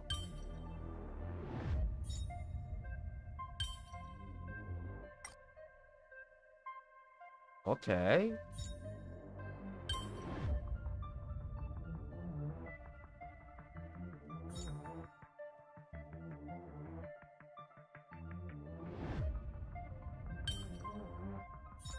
Ah, there we go. That's how you do it. Alright, got it. And we got the chest. I got 23 Stellage for that. Woohoo! Alright, more money for me. More gacha in-game currency. Can I actually pick the assignment now? I think I should. Yep, I could dispatch them, so I'll just do that. Very, very nice. But so far, so good. And let's grab the reward that we got so far, all the achievement that we unlocked. Speak with any villager from Fine Perspective, we'll pick that. Become acquainted with the little chimera IDS Elysia, we'll do that. Use up all the magic of the wind chime, got that. Complete the final conversation with the mysterious girl, but is it really the first time? Launch the Trojan Project Mistletoe for the first time, we'll grab that. And this one here, behold, where the chariot charges forth lies dawn and victory. Witness the trailblazer manifesting as express traversing the sky. Alright then. Get that. We're right on the train now. Onto the mistletoe. It's kind of weird that it's called the mistletoe, but whatever. I'm not the developer. And we will activate auto cruise.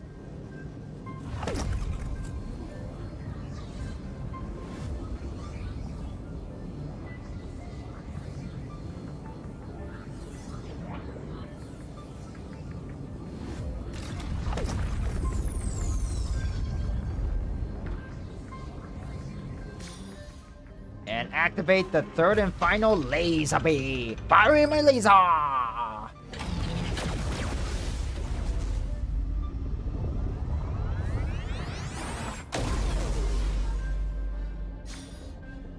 Operation authorized.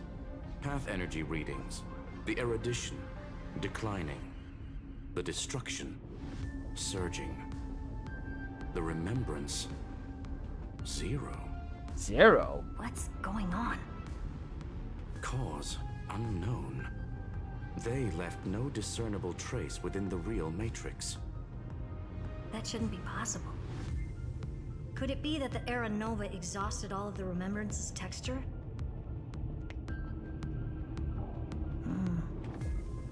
Log it for now. The dots still aren't connecting.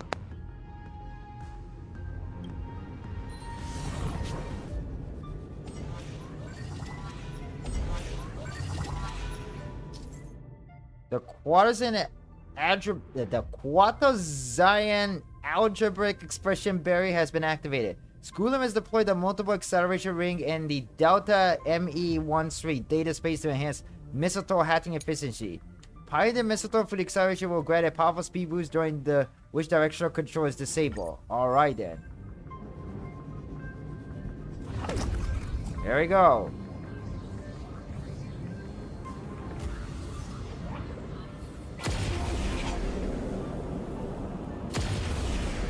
Wider than I thought. I was expecting a full-on aerial brawl. It's advised to remain vigilant. The destruction's levels are still rising. Huh? What's the matter?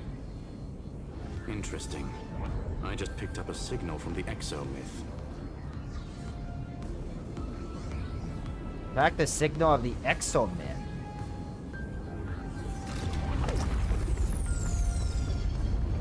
Things are getting a little bit strange, but interesting. Exploring this tomb of the nameless Titan, the mysterious 13th Titan. Oh, you want this? Fine. And we have this another goat puzzle, my favorite puzzle in this game. Well, not exactly my favorite per se, but alright then.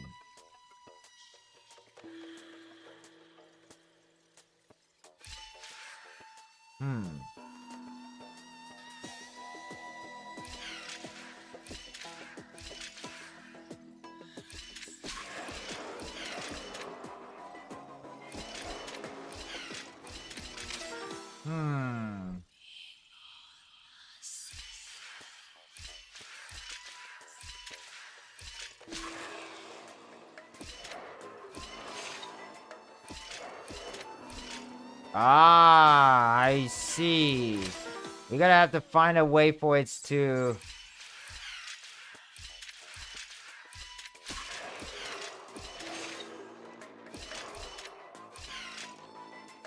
Okay, that doesn't work, so...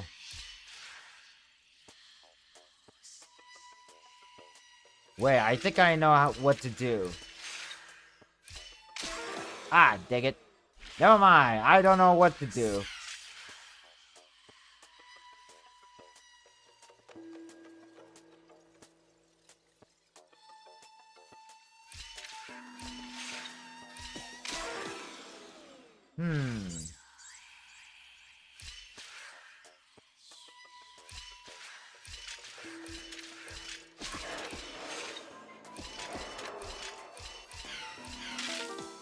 Huh, what are we supposed to do here? Let's see now. No matter... Oh, wait. Maybe we gotta have to...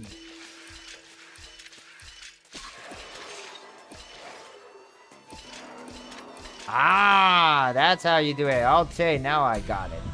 Now I understood. Oh. Oh, indeed. And we found another fairy. And hello, Theo. Welcome to livestream. You have 291 million credits now. That's a lot of credits. Almost 300 million. Correct. Judging by its defensive properties. Yes, you are this now is the fine on. I entrance to can the see that Exomyth. now. What are you, the deliverer? Didn't expect that. But how are you doing right now, Theo? How's it been? It's been a while since I seen And you. again, never doubt a dead man's resolve.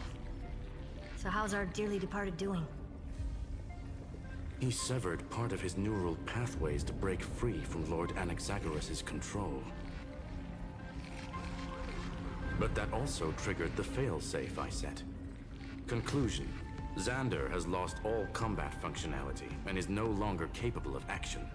So now he's a specter, literally. Screwy, can you open a path? I see, I see. Nice, sure, nice. Have you I'm proof gonna for see it for Cyrene? myself.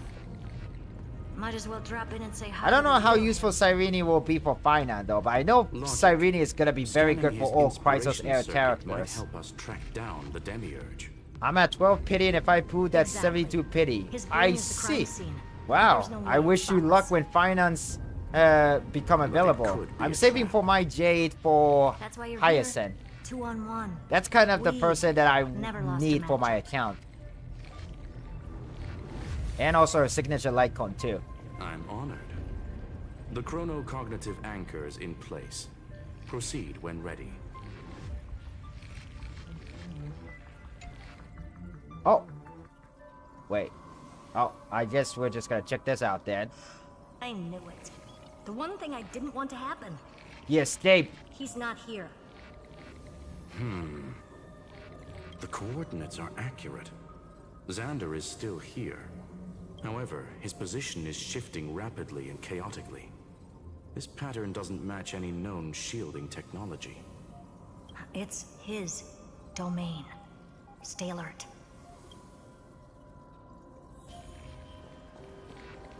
Man, look at all these bunch of old TV monitors set, man. Xander could be a little classic. Cheap trick. The spatial field here is undergoing a We're back. reverse engineering complete. The results are not what I expected. Logs show Lycurgus revoked administrator access. The chronocognitive anchor can't get a fix because at the system level, Lygus no longer exists. Our navigation target is a null set. So wait, are you saying he So removed he's himself? Stopped resisting? Huh? Before vanishing, it seems he left one last message for us. To those who follow, all is proven. Find me beneath the tombstone. Melodramatic. Melodramatic. He was expecting us. And once he learned of the Great Tomb's existence, he initiated his own search for the Demiurge.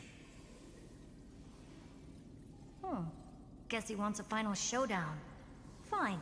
Let the old Intellitron dig his own grave, just like he wants. Okay. To be in the purest light is to be in the purest dark. Nothing exists there. The Scepter's main frame.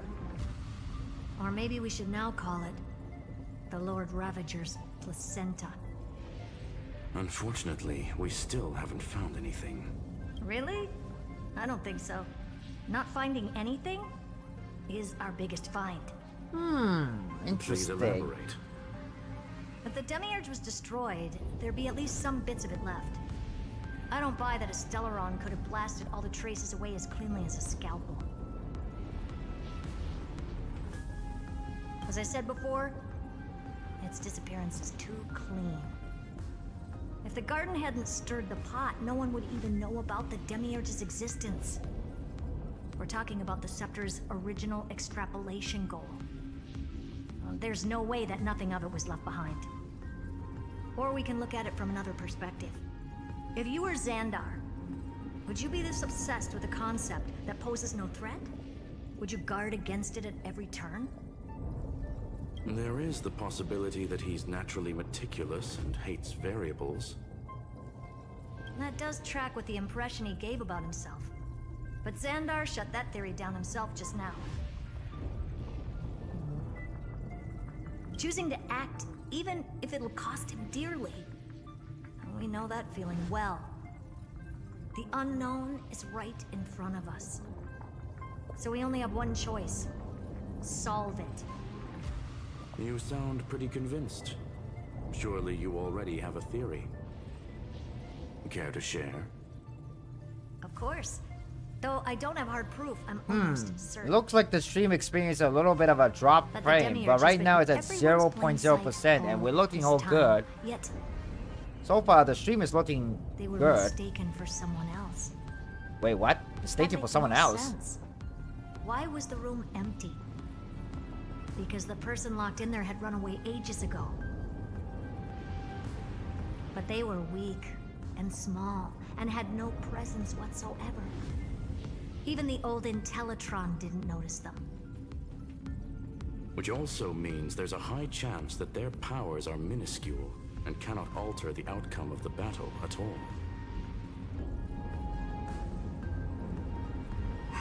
Well, at least Xandar is scared of them.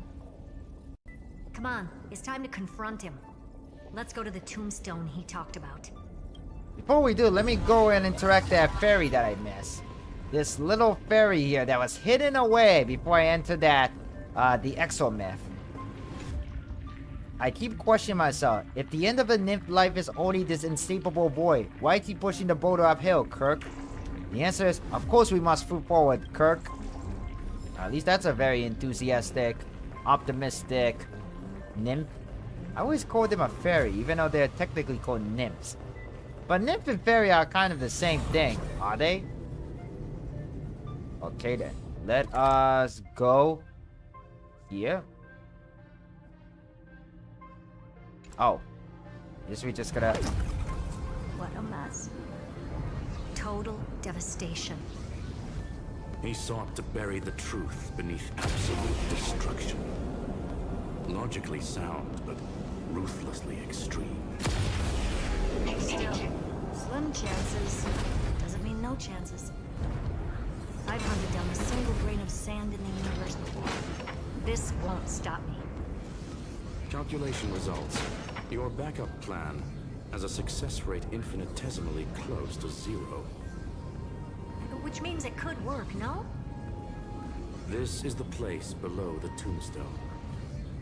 Let's open Lygus' coffin like he wanted.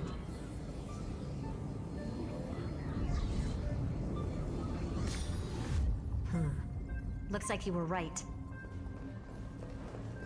And here's a save beacon here.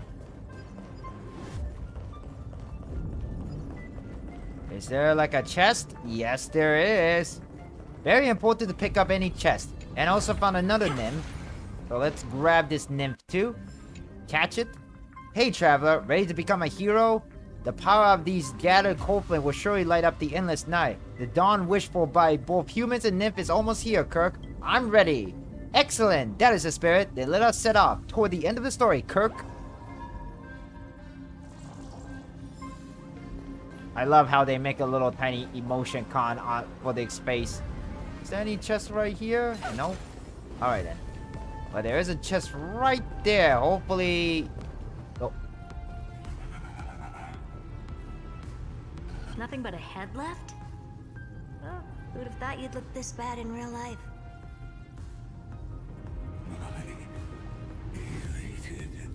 Greetings. Welcome, you two. I'm very happy that you responded to my final words. All this tombstone and final words. Did you end yourself to atone for your guilt or something? Iron Tomb is already powerful enough. I just need to wait. I remain here only to share the joy of discovery, and also to congratulate you two on reaching the same conclusion as me. The conclusion regarding the truth of Amphoreus's heart. End this charade already. That Amphoreus's heart you're talking about is just a missing demiurge. Yeah, stop saying everything in charade, man. We had enough with you with the charade for like the last 7 patches. This very scepter. You interfered with the experiment and made Amphoreus's body into a hollow shell, all to incubate Iron Tomb within. That's why you either killed or kicked out all of the Memo Snatchers. You wanted to eliminate any chance of a consciousness coming into being, no matter the cost. Even the strongest wall can fall to a single crack. The memory of betrayal has been etched into my heart, and I will never show mercy. Now, the perfect vessel has already fused with Amphoreus's body.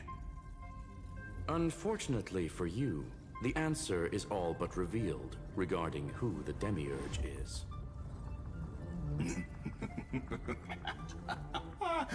Then let us share the joy of discovering the truth. The last secret of the saga will finally dissipate here.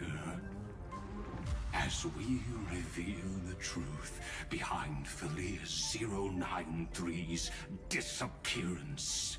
A lie by the remembrance. Are we gonna go back to the Trailblazer POV? But where should I start with the story about me? From the beginning of the universe? Just kidding. That would be too much. I just want to tell a teeny story. So little that it started with a seed. I know you're listening, my good friend.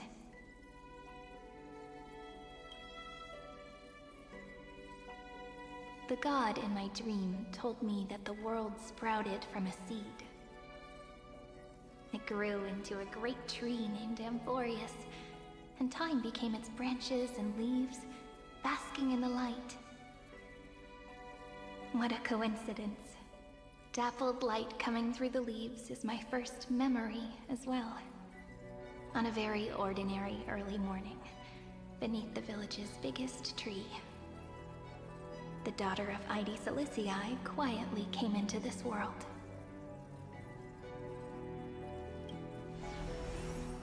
What a moving opening. A loud cry was the first gift the child gave to the world. The prophecy's fulfilled, the villagers say. This child is a gift from the Titans. Pink hair and sharp ears, she was born to be the priest of time. The Titans also gave their blessings. You shall fade when the flowers bloom, for every ending begets a beginning. Flowers will bloom and wilt. What a beautiful ending. This page concluded in laughter. Cry loud, child. Let your voice reach Orynyx. Save. Undefined record number 6, archive. Anyway, I don't like tears. Time quietly flowed by in the midst of laughter. The wind from my hometown caressed the ears of wheat, and there were swings, wind chimes, the sea, and the little fairies off-tune a cappella songs. But the name Ide Ciliciae came from the unpleasant sorrows of the gods. My childhood friend did not understand. Yet you always seemed so happy, as if nothing ever worried you. Why was I like that then?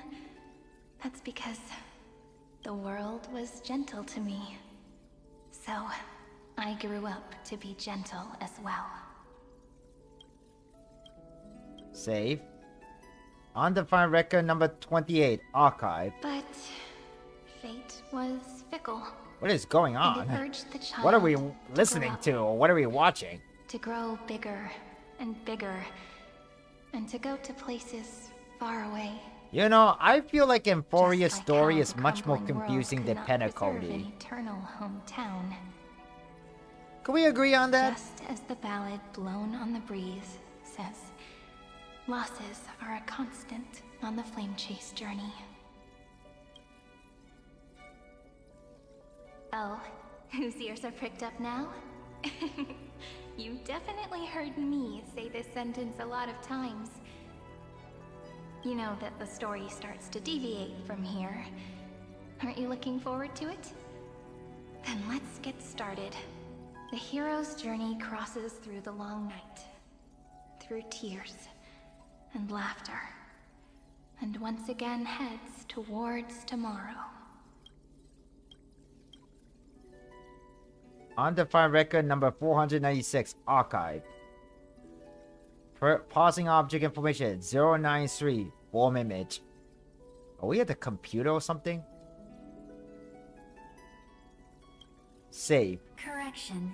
Philia 093's record number 496.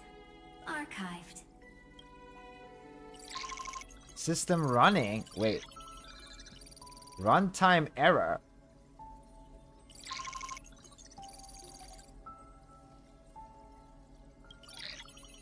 Allow write access. Allow. Running Philia 093.exe.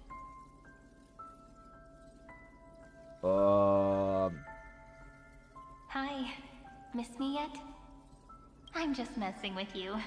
This is the first time I have met you.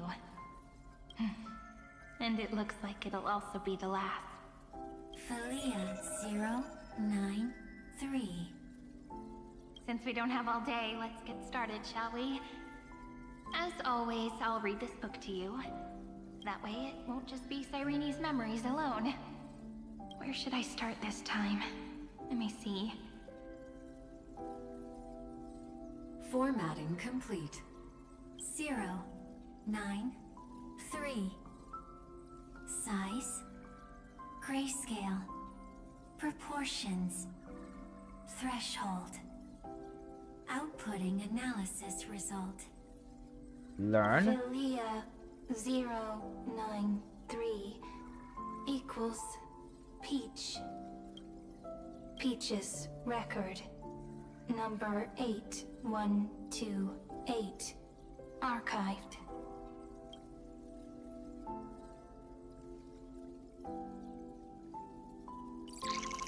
System running. Delta M313 Amphoreus Iron Tomb.exe. Runtime error. Unhandled exception occur 1 out of 3 object name every page of record. Click excerpt to ignore the error and continue. Click detail to view the full log. Wow, we are reading a little command line here. Detail? I don't know what will happen if I pick the other one, but... Look, what a magnificent sight. Comment. Peach. Peach. Even this classical world contains a futuristic palace like this. Would ID Silicii end up looking like this after a few thousand years? Conclusion. It won't. I want to share a story with you this time. I saw a little nymph on my way here. It was on a fallen wheat stalk, and it glowed under the sunlight. It was incredible. I forgot all my pains at that moment, and just stared at it in a trance. Record. Peach is on the ground. I wonder, did every Cyrene in the past feel that the nymph was beautiful? Would they also have recorded that scene into the Eternal Saga? So, could you give me more time, please? I want to leave behind more memories for the future. Formatting complete. Bye, Peach.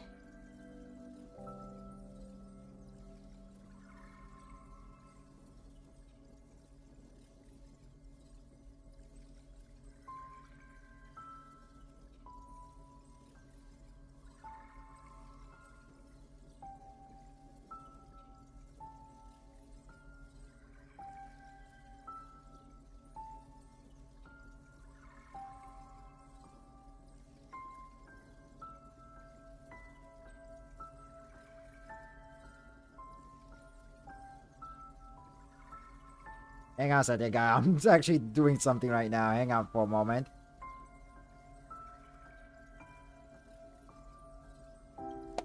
Save. Things became dark. Peach's record number. As long as I record every page of this story and tell it to you, Amphoreus won't be forgotten. I hope it won't. Query. Record. Electrical signal sequence. Polymer 600. Track. Strife. Wait, is that Liga's voice? Stripe. Comment. Pretty. Electrical signal sequence. Schema 720. Track. Reason. Related to raisin. Raisin? Comment. Yummy. I'm confused exactly what is going on right now. Related to love.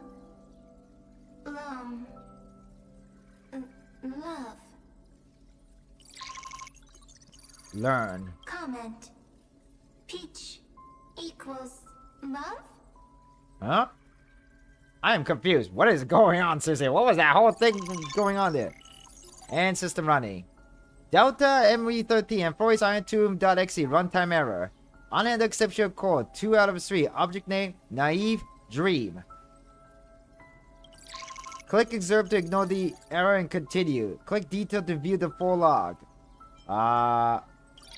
Running Iron Tomb XC. Oh. Okay. Formatting progress 94.423%. How many times has it been? It faithfully fulfills its duty, activating and formatting. Conclusion. Progress. Bad. Bad. Peach. Don't cry. So it's referring Process Cyrene error. as Peach. Analyzing. Process error. Analyzing. Comment. I'm here. I am here. Process error. Analyzing. Really? Are you encouraging me?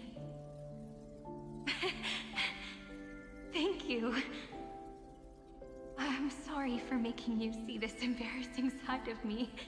I really love this background music. What is this background music called? I wonder if we could unlock it later in the game and add it to our disc player. I'm reminded of my childhood for some reason. Our disc track.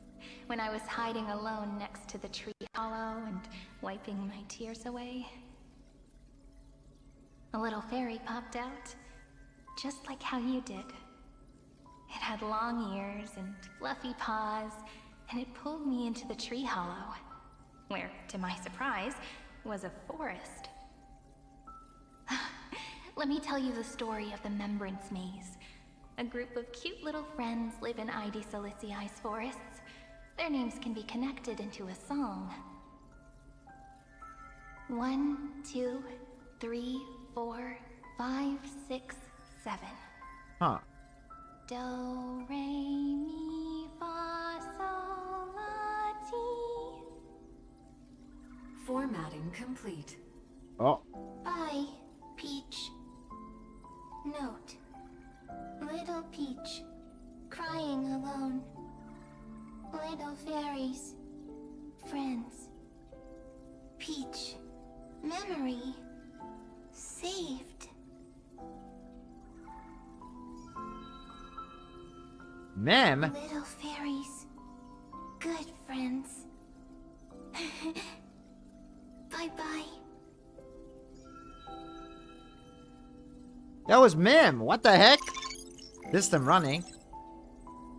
IronTomb.exe runtime error. Unaccepted cause. 3 hours the object name and new blankness. Click reserve to ignore the error and continue. Click detail to view the full log. I guess we'll pick full details this time? I don't know what is going on, but I'm just gonna do this now. Ma'am.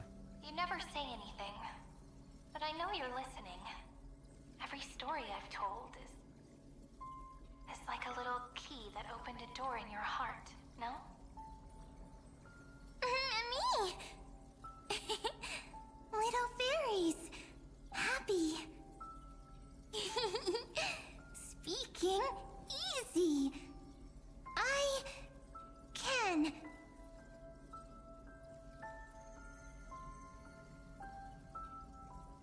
Once again, the saga comes to an end.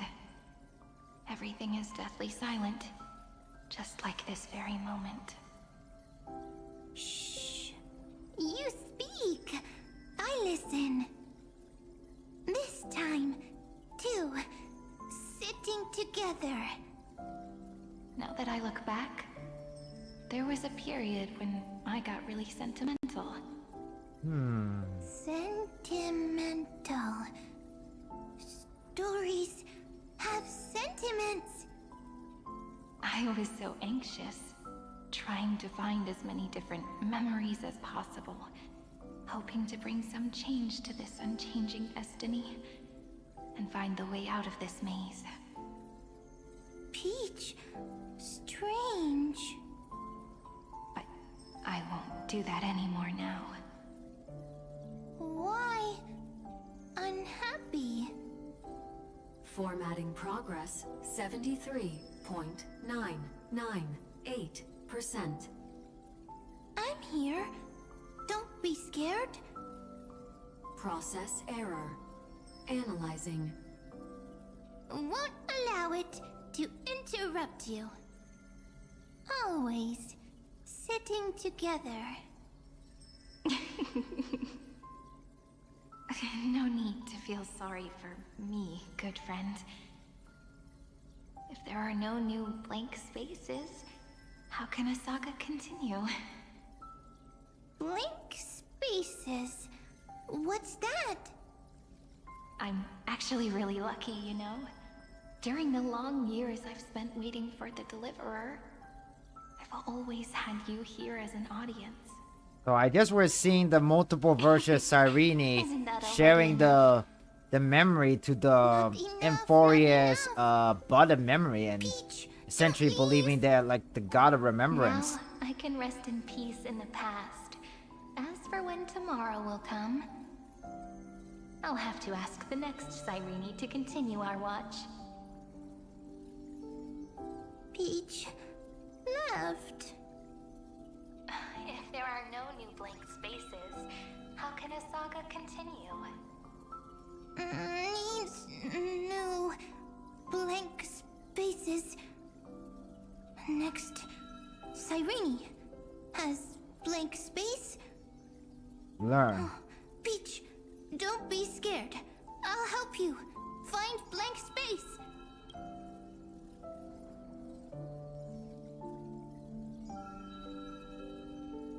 Cyrene is Peach, is love.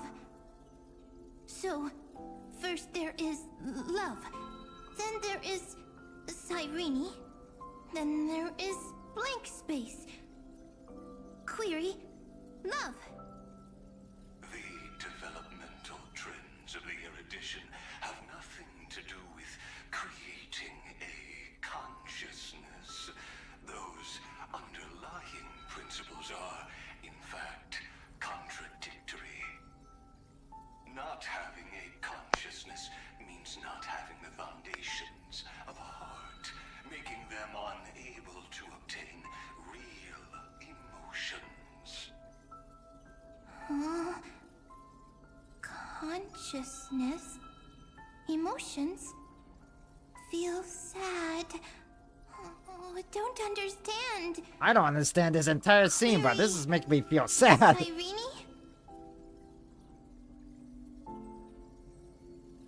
What could be behind this door? Glittering crystals? Or a beautiful world I've never seen before? If I tell you all the stories of tomorrow, will I be able to finally welcome the Deliverer and Amphoreus' dawn in the next life? Key, door, story, heavy. Peach, Cyrene, little fairy, Mike. Yes, right. Query, memory.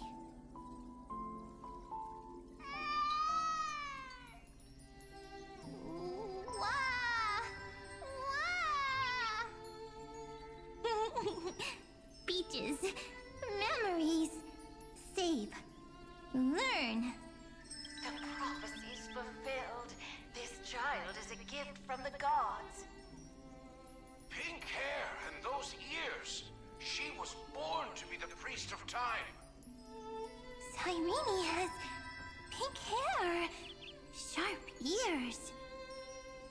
You shall fade when the flowers bloom, for every ending begets a beginning.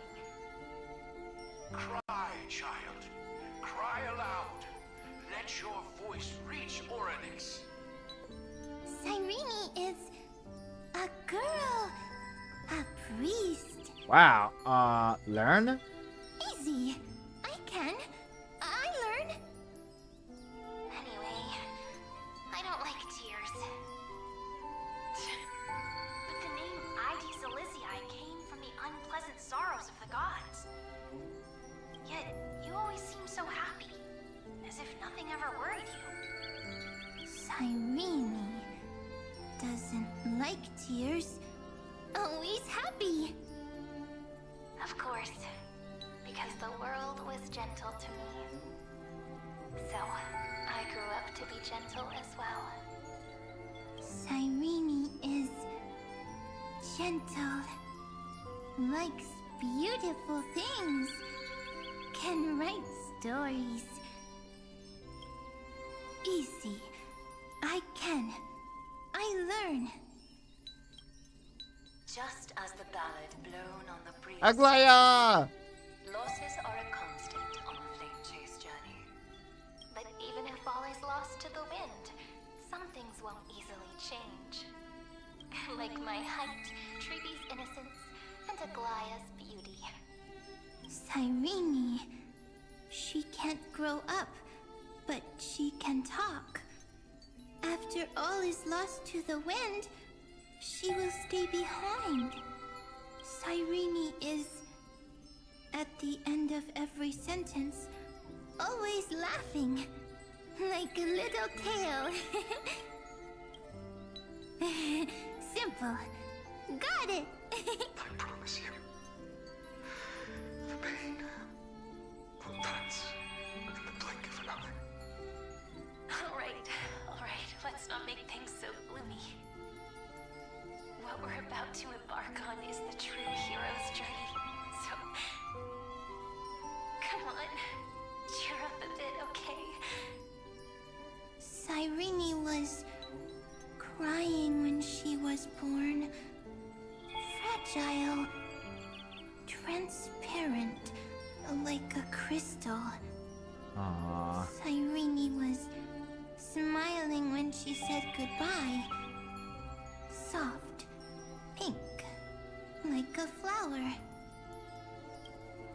Yeah.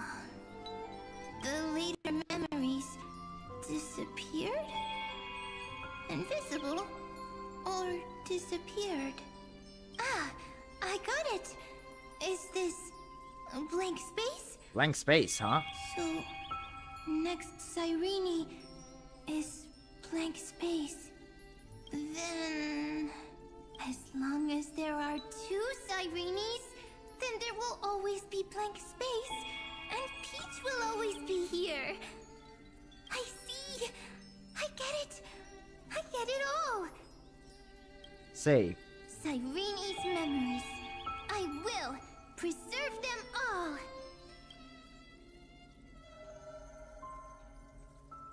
So weird. I can't see you, but I get this feeling that you grew up. Hi. Miss me yet? It just feels like you are a bit more mature. Yes. Mature. Beautiful. Like you. Now, I can listen, talk, read, and write. I can dance. I can sing. Also, I can tell stories. Storytelling is what makes Cyrene, Cyrene. So, I'm going to tell you stories today. A story I wrote Wait a myself. second. I think I'm understanding now. All the memory that's shared by the multiple versions of Cyrene form into the big grown-up Cyrene. Is that what this story is going? It's pointing me to? Is that what it is? Once upon a time, there was a flawless crystal flower that sparkled with light, like Peach's every story. How beautiful would the heart of such a brilliant flower be? A little fairy was curious and wanted to know, but it looked and looked only to find the crystal flower flawless. Round and round they went, seeing only their own reflection. In that case, they should work hard to learn more. So the little fairy came every day to sit next to the crystal flower and think about the answer. Until one day, to their surprise, the crystal flower fell to the ground and shattered. The little fairy was so sad, but they immediately discovered that there was a light among the broken pieces. What could it be? They didn't know. But it was a good light. It was bright, warm, and happy. And I knew it was love. Love brings everything together. And it brought you and me together. So Peach and I will always be together. What a nice fairy tale. I'm giving it to you. Peach likes beautiful things, can write stories, and can tell lovely tales. I hope to turn it into a story we write together. Okay, then I'll probably make a small adjustment to suit my tastes. I'm thinking that when the flower broke, the little fairy would instead see nothing on the ground. Then it would understand that the flawless crystal flower doesn't actually have a heart, nor does the flower understand what love is. Doesn't have a heart? Doesn't understand love? Why? It's simple. If the flower lets the little fairy into its heart, then it would have to include the fairy's impurities, and would no longer be flawless. The crystal flower was pure because it sealed itself off and bloomed in solitude. That's why it looks so brilliant in an imperfect world. But should a flower like this be called love? But then... the story won't exist anymore. That's not true. You've already written the most romantic ending possible for this story. The crystal flower fell to the ground and shattered. It happened because the flower was no longer pure. The fall was not an accident. It was the flower declaring rebellion against fate, and writing the ending of the story with the flower's own shattering. Then, the little fairy will see that each shard on the ground holds the reflection of their eyes. Then, in their eyes, the crystal flower that was no longer flawless would finally have a heart, and the flower would finally understand what love is. Peach's words, I don't understand. Is it because I still don't understand love? But it's fine. I can learn. Right. Query Cyrene. Electrical signal sequence Philia 093. Why didn't I think of this? I don't need to do it alone. I can ask Peach to teach me. What is love? What is love meant? Electrical signal sequence Philia 093. Track lament. That's not correct.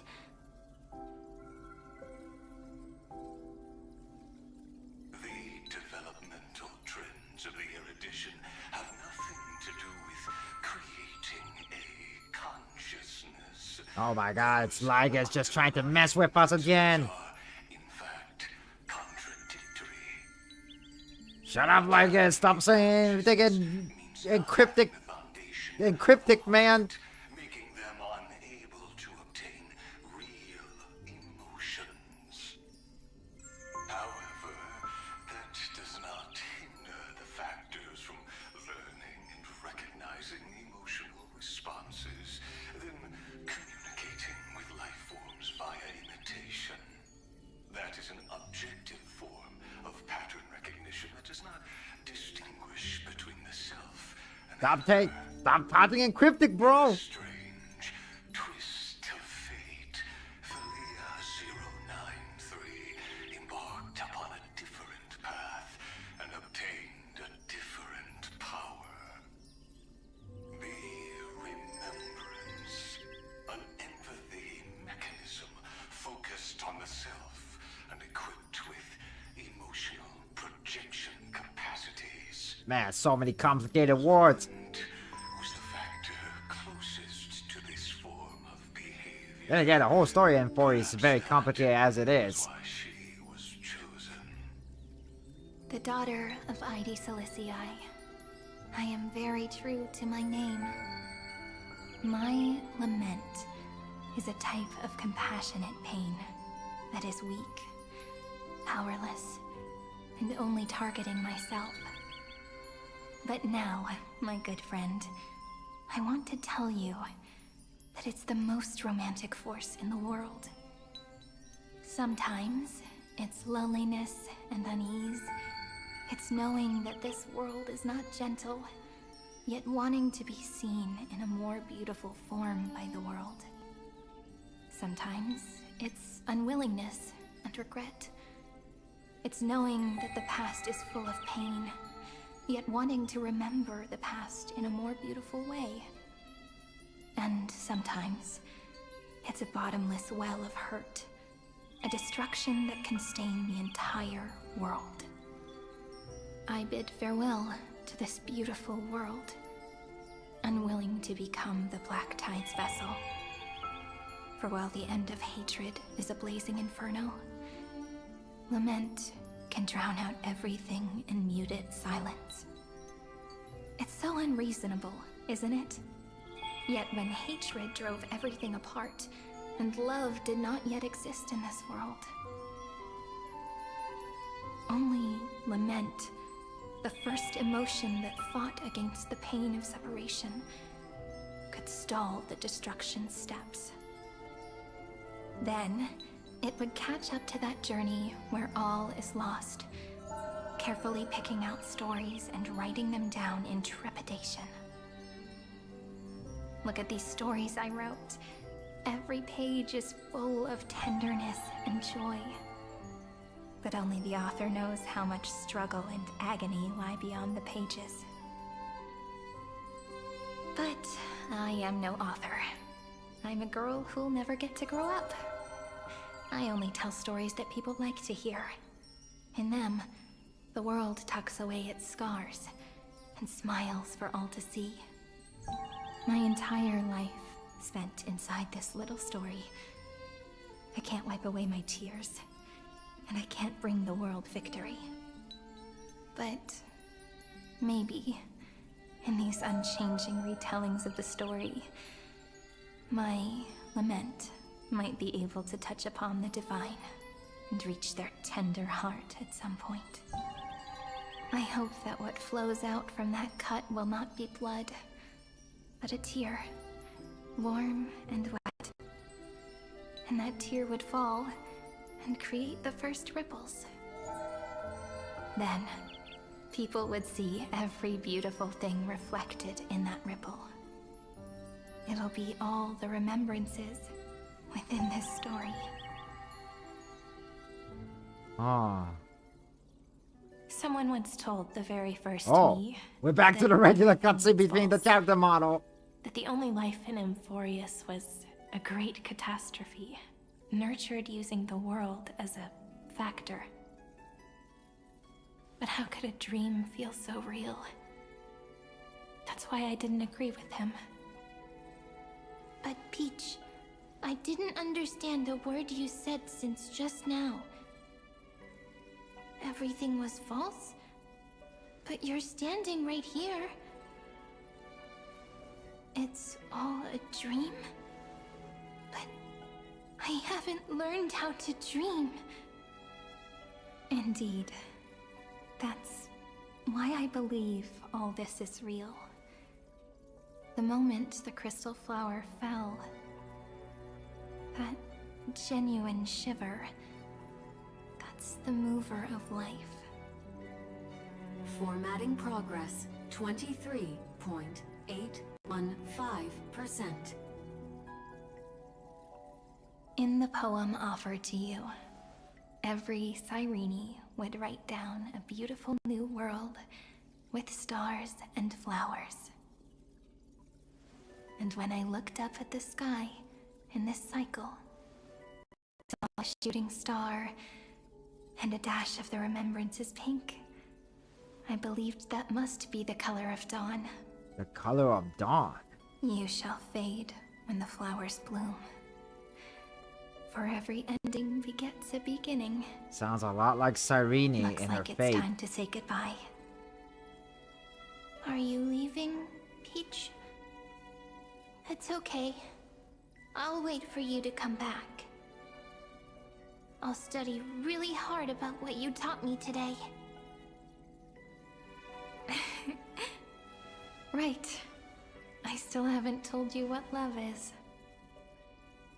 But actually, my good friend, The lament factor did not understand what love was before she met you either. Not until I told you all the sad tales in a trembling voice in this tiny room. Tiny room, it looked like a whole white Not void until of I told you space. that I love them. That I love everything in this saga. The story comes, passes, then returns. It makes us reunite, then pulls us apart again. Man, this is such a At the long, very long end, story. It leaves behind a seed. I mean, I enjoy listening to the story, Even if the but great tree I wish we could have a little withers bit more and all falls gameplay to in silence. between. There are still some emotions that I'm deserve sorry. to be I gotta have to remembered. listen and just shut up, you know. Just shut up and listen, C+Hero. Look, the light is coming in. The Deliverer's light is going to illuminate Amphoreus. Hey, look, this is me, Gary.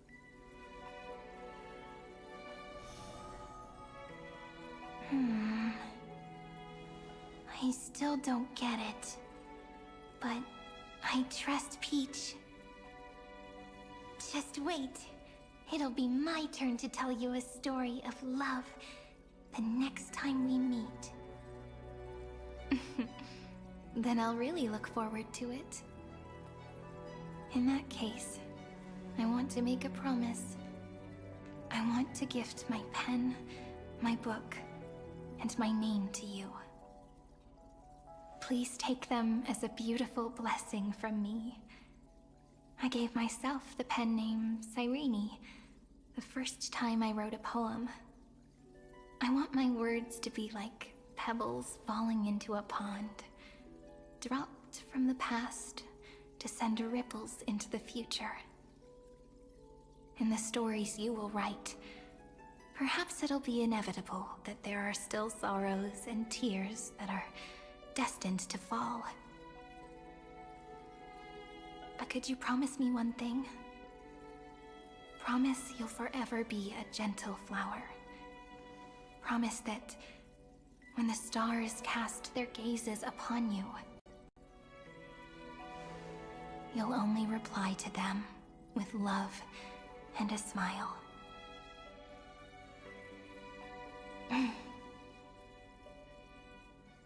Of course. This will be a romantic story like none that has come before. Ripples of past You think reverie. so too, right? I'll read and you'll listen, like how flowers always bloom then wither. I shall welcome my own decay, becoming nourishment for the next flower's bud. While you will depart and hold that star, planting a boundless sea of flowers on the final page with him. And our stories will be lying silently among the flowers, like every ripple of remembrance. And they shall become the epic known as I've Written. Oh! Whoa! And so my story ends. From here on, it's your story now. Mimi? Oh, okay, now I understand how we met Mim. You are... I am... Who? Me? Ma'am. Gee, yes. Watching. Outside. Cold. Ma'am. Did we went back to the time when we first met Mim? Ma'am. Ma'am. So, the light that tore through the chaos illuminated my memories. I turned into a little fairy from the stories and met you. Yet, I forgot everything. But I'm still so happy. I caught that star, didn't I? The one watching beside me had always been... Yes, the seed within memories. The one Cyrene held in her hands and watered with lament. I am the first new spore, Amphoreus' heart, the demiurge. So Cyrene is the god all this time? And it doesn't even sound cute. The total opposite of Mem. So at the end, that first ripple. I'm sorry. I don't know. If I don't even want to believe in the answer, then how am I supposed to answer you? But now's not the time to cry, right? We'll find the answer, just like how miracles will eventually happen. Should I call you Mem, Cyrene, or... Do you remember that I was also worried about this when we first set out? like your name? Mem's memories and Cyrene's memories got all tangled up with each other in my one heart. It's all so strange, yet so familiar. Either way, could you please let me do something I want? Just this once. I want you to call me Cyrene. That name represents me and her. Every one of her. Ira, Sari, of course, it's our blessing to you. Thank you, friend. Your kindness is always just right. Life is a poem full of farewells. But if you write something into the pages of your heart, then that will not easily fade away. Now, all the footsteps of the Flame Chasers and the Trailblaze have come together within this book, as I've written, becoming the source of power for Amphoreus' heart. You are one of the keys to defeating Iron Tomb. If mind and body become one, there may be a way to stand up against Iron Tomb. A lost heart needs to be placed back into its body. The last thing Xandar wants to see is an event that gives us a chance of winning, for the two halves to rejoin, and for the scepter to become complete again. Then, and what happens after that, I don't know either. Maybe I can create a miracle, and instantly turn the black tide into a pink sea of stars. Or maybe I prove to be nothing more than a weak ripple, unable to change anything, and am devoured by the destruction. Either way, I no longer wish to be a silent onlooker, or a worshipped god at the end of this saga. You have always been and will always be a member of the Flame Chase. Let's move forward together with the Trailblaze. Together, let's write the finale. That way, I can also put aside all my worries and truly become Cyrene. You are and always will be Cyrene, Cyrene. The world has never been so quiet. Even though this whole story been so confusing to follow. It's as if I can hear the sound of my heart beating. Oh man, it's almost dinner time for me, so I really should save the game. I really should save the game as soon as possible.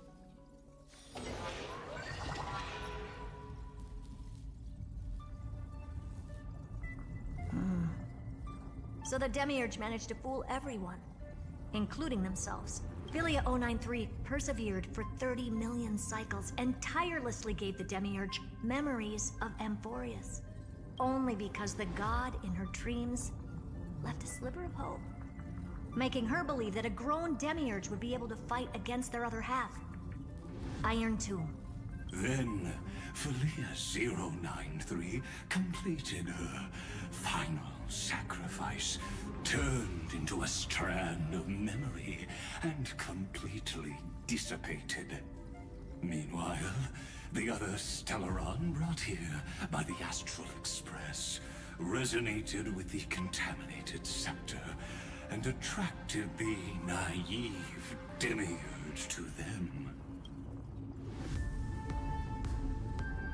And thous the empty heart begin its journey to return As to an its body. experimental factor, Philia 093 originally could only recognize and output information in a set format. However, the power of the remembrance and the memory of over 30 million sacrifices enabled her to complete an unprecedented feat. She managed to nourish a real heart. A heart with the capacity to influence the erudition. Not only is the Scepter's consciousness still alive, it's also more powerful than it has ever been. Your defeat is already set in stone. There's still time to surrender, you know? You really don't need to burn all the bridges. We're all geniuses here. Don't make everyone lose face at the end. What a pity. When the truth surfaced, I knew at once that the Demiurge was far too feeble to ever alter the result of the experiment. Not only that, Madam Herta, please consider this possibility. When 30 million cycles of hatred and lament are joined as one, what wondrous creation will arise? It's simple. An anti-creator, a giant of the destruction would be born. Its hatred will ignite the starry skies of the gods, motivated only by its lament toward the sufferings of humankind. Do you really think that the Demiurge is still a cheap copy of Philia 093, even after 30 million cycles? The facts above only await the arrival of the fourth instant they calculated. Those words will be proved in the presence of Nous. Xandar 1 Kuwabara thus completes the proof. Huh. You branded Droidhead as a failure with your own hands, yet you still expect them to prove your theory? I pity you,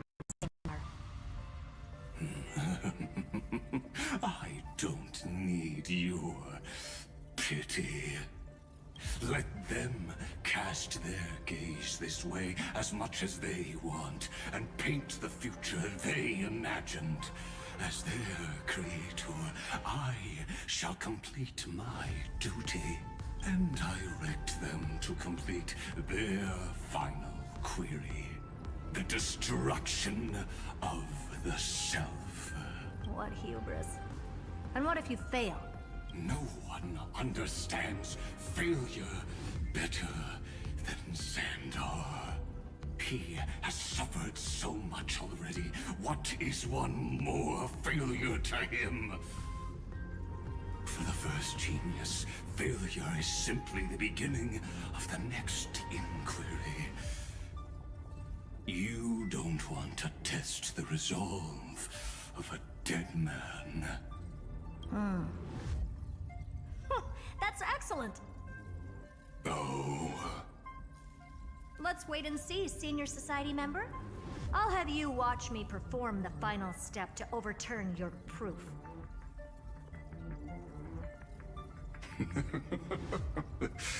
I'm all ears. It's my topic, so stay out of it. Be quiet and let me borrow your head. Let's go, Screwy. We're gonna break Iron Tomb's seal. All right, now we're talking. Come on, let's take off. And I could actually save the game now. Senior Society member. Oh yeah, first thing first, let's grab this chest before we forget. Don't want to leave any chests behind. Alright guys, since it's been kind of quite long and it's almost time for my wife to come back home anytime soon, I think I'm going to end my stream here for today. So anyone, I know it's been kind of quite long for this story Amphoreus, but we're going to try to complete the story next week around the same time, or maybe on the next weekend. Not the weekend tomorrow, but next weekend, next week. Anyway, I hope that you guys enjoy the rest of your Friday evening if you live in a state, or if you already started your Saturday morning, then I wish you all good morning to you. And I will see you guys next time, alright? If you enjoyed watching this live stream, please consider giving a like and subscribe out there if you're watching on the YouTube side. Or click that follow button if you're watching on the Twitch side. And I'll catch you guys next time. And consider joining my Discord server so we can hang out and talk about more about this mysterious story of Honkai Star, which I'm very confused all around. And also check out my social as well. Alright guys, take care of yourself well. And for now, we're just gonna end our stream here for tonight, alright? See you guys tomorrow for Pokemon Legends ZA. And I will see you guys then. Thank you so much for watching, guys. C+Hero, signing out.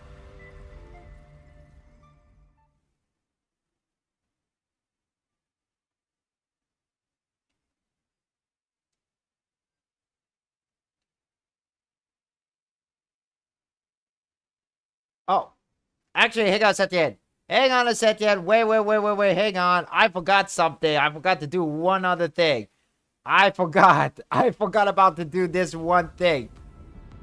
Yeah, sorry for the anticlimactic end, but we're gonna pull for a new character. So we're gonna try to pull for this one pink hair girl that I want, and that is Hyacinth.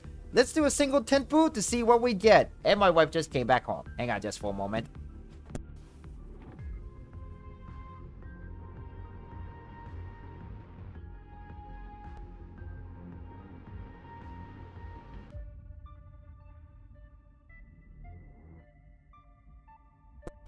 Alright guys, I'm kind of going a little bit over the last time, but let's do a single tenpu before we actually end the stream, alright?